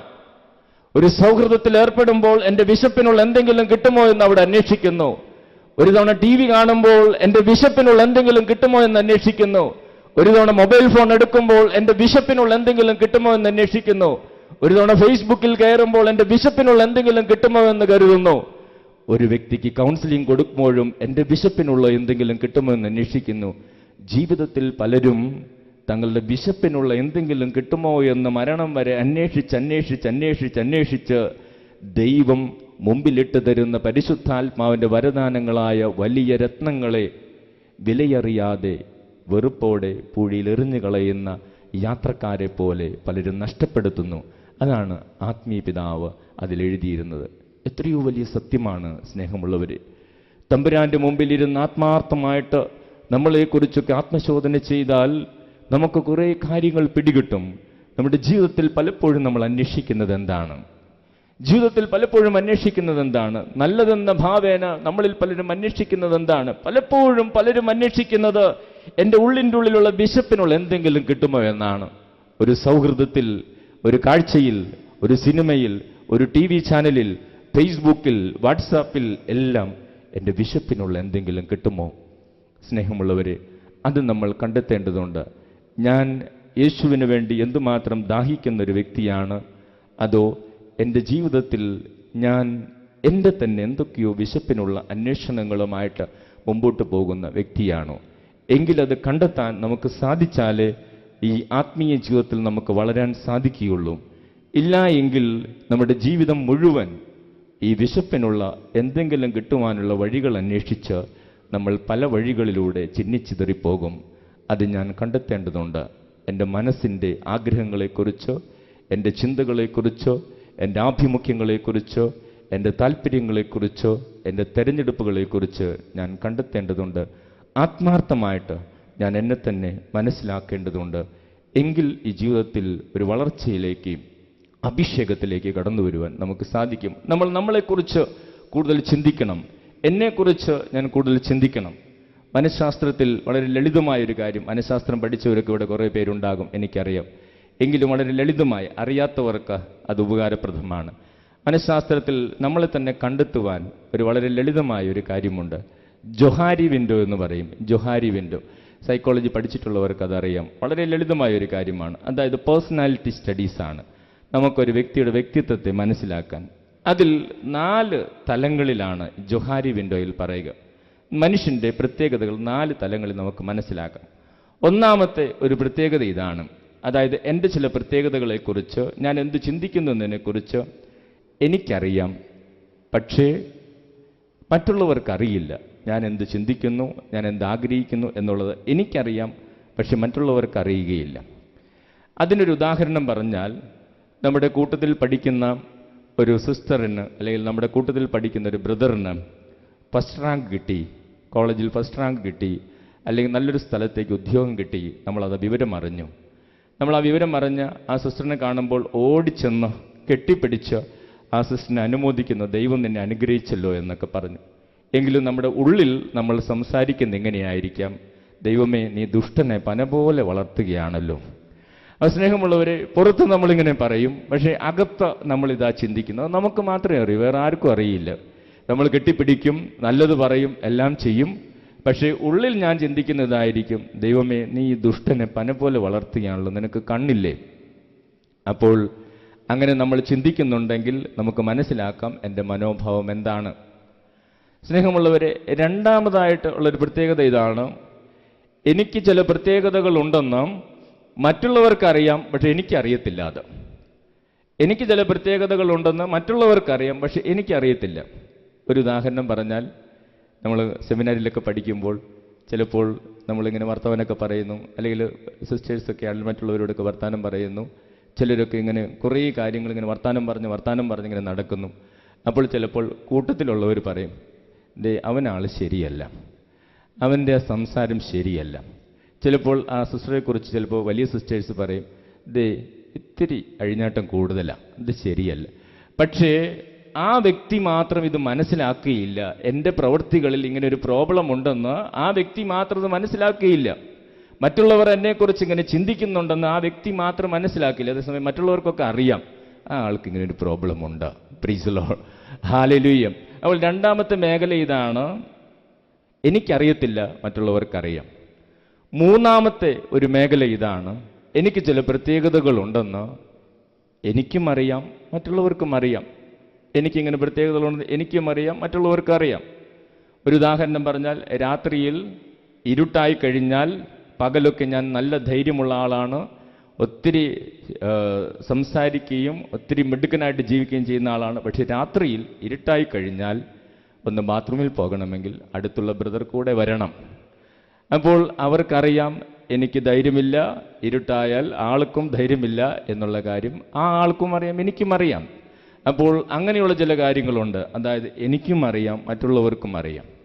ജൊഹാരി വിൻഡോ പ്രകാരം നാലാമത്തെ മേഖല അവർ പറയുന്നതാണ്, വേറെ ചില പ്രത്യേകതകളുണ്ട്, അതെനിക്കും അറിയത്തില്ല, മറ്റുള്ളവർക്കും അറിയത്തില്ല, ദൈവത്തിന് മാത്രമേ അറിയൂ. എനിക്ക് ചില പ്രത്യേകതകളുണ്ടെന്ന് എനിക്കും അറിയില്ല, മറ്റുള്ളവർക്കും അറിയില്ല, അത് തമ്പുരാന് മാത്രമേ അറിയൂ. നമ്മൾ 4 മേഖലകളുണ്ട്. അപ്പം നമ്മളിത് മനസ്സിലാക്കുന്നത് കൊണ്ട് നമുക്ക് എന്താ പ്രയോജനം? നമുക്ക് പ്രയോജനമുണ്ട്. പ്രയോജനം എങ്ങനെയാണെന്ന് പറഞ്ഞാൽ, നമ്മുടെ കുറവുകളെ കണ്ടെത്താൻ ഇത് സഹായിക്കും. നമ്മുടെ ആത്മീയ ജീവിതത്തിലെ പല വീഴ്ചകളെയും അതിജീവിക്കാൻ ഇത് നമ്മളെ സഹായിക്കും. ഒന്നാമത്തെ ഒരു കാര്യം, ഞാൻ മറ്റൊരാളുടെ ഉയർച്ചയിൽ ഇങ്ങനെ ചിന്തിക്കുന്നുണ്ട്, അസൂയപ്പെടുന്നുണ്ടെങ്കിൽ എനിക്ക് മനസ്സിലാക്കാം, എനിക്കിത്തിരി അസൂയൊക്കെ ഉണ്ട്, ഞാൻ എങ്ങനെയൊക്കെയാണ് ചിന്തിക്കുന്നത് മറ്റുള്ളവരുടെ ഉയർച്ചയിൽ, അതെൻ്റെ ഒരു കുറവാണെന്ന് മനസ്സിലാക്കി നല്ല ആത്മീയ പിതാക്കന്മാരോട് നമുക്കത് ഷെയർ ചെയ്ത് ആ മേഖല അതിജീവിക്കാൻ സാധിക്കും. ഇനി എനിക്കറിയാത്ത കാര്യങ്ങൾ മറ്റുള്ളവർ അറിയുന്നു, അതെങ്ങനെയാണ് എനിക്ക് മനസ്സിലാക്കാൻ സാധിക്കുക? അതുകൊണ്ടാണ് നമ്മൾ സെമിനാരികളിലും മഠത്തിലൊക്കെ ഒരു ആത്മീയ പിതാവ് ഉണ്ടാകണമെന്ന് കർശനമായിട്ട് നിയമമുള്ളത്. കാരണം മറ്റുള്ളവർക്ക് നമുക്ക് പറഞ്ഞു തരാൻ സാധിക്കും നമ്മുടെ കുറവുകളെ. നമ്മൾ നല്ല ആത്മീയ പിതാക്കന്മാരും അല്ലെങ്കിൽ നമ്മുടെ കൂട്ടത്തിലുള്ളവരൊക്കെ നമുക്ക് പറഞ്ഞു തരും, ദേ മോനെ, നിനക്ക് ഈ പ്രശ്നമുണ്ട് കേട്ടോ, നീ ശ്രദ്ധിക്കണം, നീ അധിക സമയം അവിടെ പോയി നിൽക്കരുത്, അത് മറ്റുള്ളവർ നിന്നെക്കുറിച്ച് തെറ്റിദ്ധരിക്കും, നീ അങ്ങനെ ചെയ്യരുത്, മോളെ നീ ഇങ്ങനെ അധിക സമയം സംസാരിക്കരുത്, മറ്റുള്ളവർ പറഞ്ഞു. അപ്പോൾ മറ്റുള്ള ആത്മീയ പിതാക്കന്മാരുടെ നിർദ്ദേശങ്ങളിലൂടെ നമുക്ക് ഈ മേഖലയെ അതിജീവിക്കാൻ സാധിക്കും. മൂന്നാമത്തെ, മറ്റുള്ളവർക്കും അറിയാവുന്ന എനിക്കും അറിയാവുന്ന കാര്യങ്ങൾ, അതേത് പ്രശ്നമാണോ ആ പ്രശ്നത്തിൻ്റെ പ്രത്യേകതകൾ അനുസരിച്ച് നമ്മൾ ആത്മീയ പിതാക്കന്മാരെയോ അല്ലെങ്കിൽ മറ്റുള്ളവരെയോ കണ്ട് നമുക്ക് ആ മേഖല അതിജീവിക്കാൻ സാധിക്കും.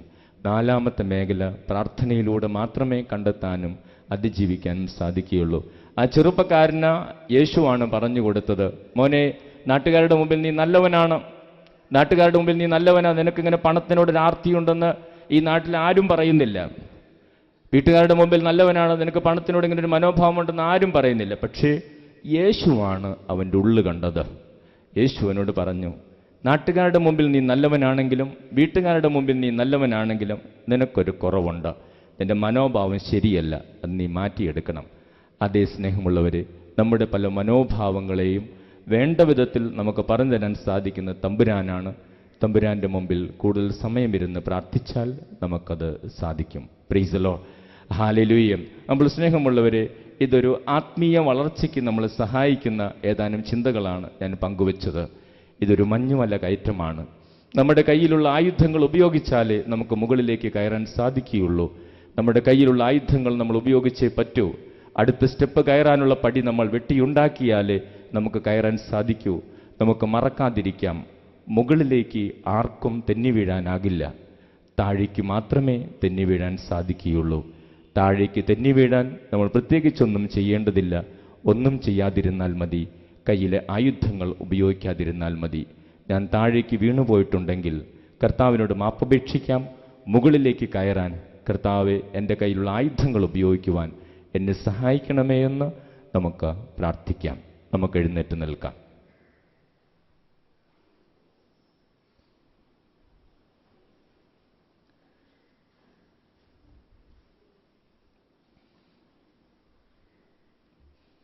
കണ്ണുകളടച്ച് കരങ്ങൾ കൂപ്പി നമുക്ക് പ്രാർത്ഥിക്കാം. സ്നേഹമുള്ളവരെ, ദൈവത്തിൻ്റെ മുമ്പിൽ നിൽക്കുമ്പോഴാണ് നമുക്ക് നമ്മൾ ആരാണെന്ന് തിരിച്ചറിയാൻ സാധിക്കുകയുള്ളൂ, നമ്മുടെ കുറവുകൾ എന്താണെന്ന് മനസ്സിലാക്കാൻ സാധിക്കുകയുള്ളൂ. മനുഷ്യരുടെ അരികിൽ നിന്നാൽ നമുക്ക് നമ്മളെ തന്നെ മനസ്സിലാക്കാൻ സാധിക്കുകയില്ല.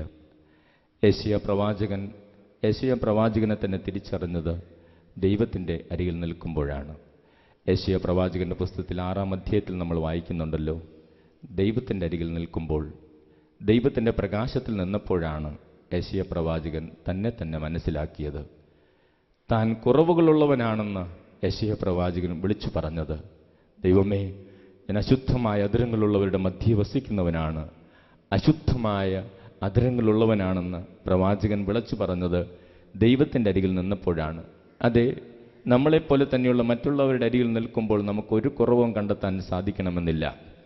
എന്നാൽ തമ്പുരാൻ്റെ മുമ്പിൽ നിന്നാൽ ഞാൻ ആരാണെന്ന് എനിക്ക് കണ്ടെത്താൻ സാധിക്കും. എൻ്റെ ദൈവത്തിൻ്റെ പ്രകാശത്തിൻ്റെ മുമ്പിൽ ഞാൻ നിന്നാൽ എൻ്റെ കുറവുകളെ വെളിപ്പെടുത്തി തരും, എൻ്റെ പ്രത്യേകതകളെ വെളിപ്പെടുത്തി തരും. അതല്ല എങ്കിൽ നമുക്കെന്തൊക്കെ സാധിക്കും, ഞാൻ എന്തുമാത്രം വളർന്നിട്ടുണ്ടെന്ന് പത്രോസിനെ പോലെ പറഞ്ഞു നടക്കുന്നവരായി നമ്മൾ മാറും. സ്നേഹമുള്ളവരെ, കർത്താവിൻ്റെ തിരുമുമ്പിൽ നമുക്ക് എളിമപ്പെടാം. നമ്മളെ തന്നെ കണ്ടെത്തേണ്ടതുണ്ട്, നമ്മുടെ ദൈവത്തെ കൂടുതൽ അറിയേണ്ടതുണ്ട്. ഈ ജീവിതം നമ്മൾ മറ്റെന്തെങ്കിലുമൊക്കെ വേണ്ടി ഓടി നടന്ന് കഷ്ടപ്പെട്ട് ജീവിച്ച് ഈ ലോകം വിട്ടു പോകുന്നവരാകരുത് നമ്മൾ. സ്നേഹമുള്ളവരെ, നമ്മുടെ പ്രവർത്തനങ്ങളിൽ, സൗഹൃദങ്ങളിൽ, ബന്ധങ്ങളിൽ, കാഴ്ചകളിൽ എൻ്റെ വിശപ്പിനുള്ള എന്തെങ്കിലും കിട്ടുമോ എന്ന് അന്വേഷിക്കുന്നവരായി നമ്മുടെ ജീവിതം നമ്മൾ അവസാനിപ്പിക്കരുത്. വിശപ്പിനുള്ള എന്തെങ്കിലും അന്വേഷിച്ച് നമ്മുടെ ജീവിതം നമ്മൾ തകർത്ത് കളയരുത്. കർത്താവെ, എല്ലാ വിശപ്പുകളിൽ നിന്നും ദാഹങ്ങളിൽ നിന്നും വിടുതൽ നൽകി, ഞങ്ങളുടെ മനസ്സിന് സൗഖ്യം നൽകി, ഞങ്ങളുടെ കുറവുകളെ കണ്ടെത്തി ആത്മീയജീവിതത്തിൽ വളരാൻ ഞങ്ങളെ സഹായിക്കണമേ എന്ന് നമുക്ക് പ്രാർത്ഥിക്കാം. പരിശുദ്ധ അമ്മയുടെ മാധ്യസ്ഥം നമുക്ക് അപേക്ഷിക്കാം. പരിശുദ്ധ അമ്മ മാതാവ് ദൈവഹിതപ്രകാരം തൻ്റെ ജീവിതത്തെ ക്രമീകരിച്ച് അനുഗ്രഹീതയായ അമ്മ, പരിശുദ്ധമ്മ മാതാവേ, അമ്മയുടെ മാധ്യസ്ഥം ഞങ്ങൾക്ക് നൽകണമേ എന്ന് പ്രാർത്ഥിക്കാം. നന്മ നിറഞ്ഞ മറിയമേ സ്വസ്തി, കർത്താവ് അങ്ങയുടെ കൂടെ, സ്ത്രീകളിൽ അങ്ങ് അനുഗ്രഹിക്കപ്പെട്ടവളാവുന്നു. അങ്ങയുടെ ഉദരത്തിൻ ഫലമായി ഈശോ അനുഗ്രഹിക്കപ്പെട്ടവനാവുന്നു. പരിശുദ്ധ മറിയമേ തമ്പുരാന്റെ അമ്മേ, പാപികളായ ഞങ്ങൾക്ക് വേണ്ടി ഇപ്പോഴും ഞങ്ങളുടെ മരണസമയത്തും തമ്പുരാനോട് അപേക്ഷിച്ചുകൊള്ളണമേ. നന്മ നിറഞ്ഞ മറിയമേ സ്വസ്തി, കർത്താവ് അങ്ങയുടെ കൂടെ, സ്ത്രീകളിൽ അങ്ങ് അനുഗ്രഹിക്കപ്പെട്ടവളാവുന്നു. അങ്ങയുടെ ഉദരത്തിൻ ഫലമായി ഈശോ അനുഗ്രഹിക്കപ്പെട്ടവനാവുന്നു. പരിശുദ്ധ മറിയമേ തമ്പുരാന്റെ അമ്മേ, പാപികളായ ഞങ്ങൾക്ക് വേണ്ടി ഇപ്പോഴും ഞങ്ങളുടെ മരണസമയത്തും തമ്പുരാനോട് അപേക്ഷിച്ചുകൊള്ളണമേ.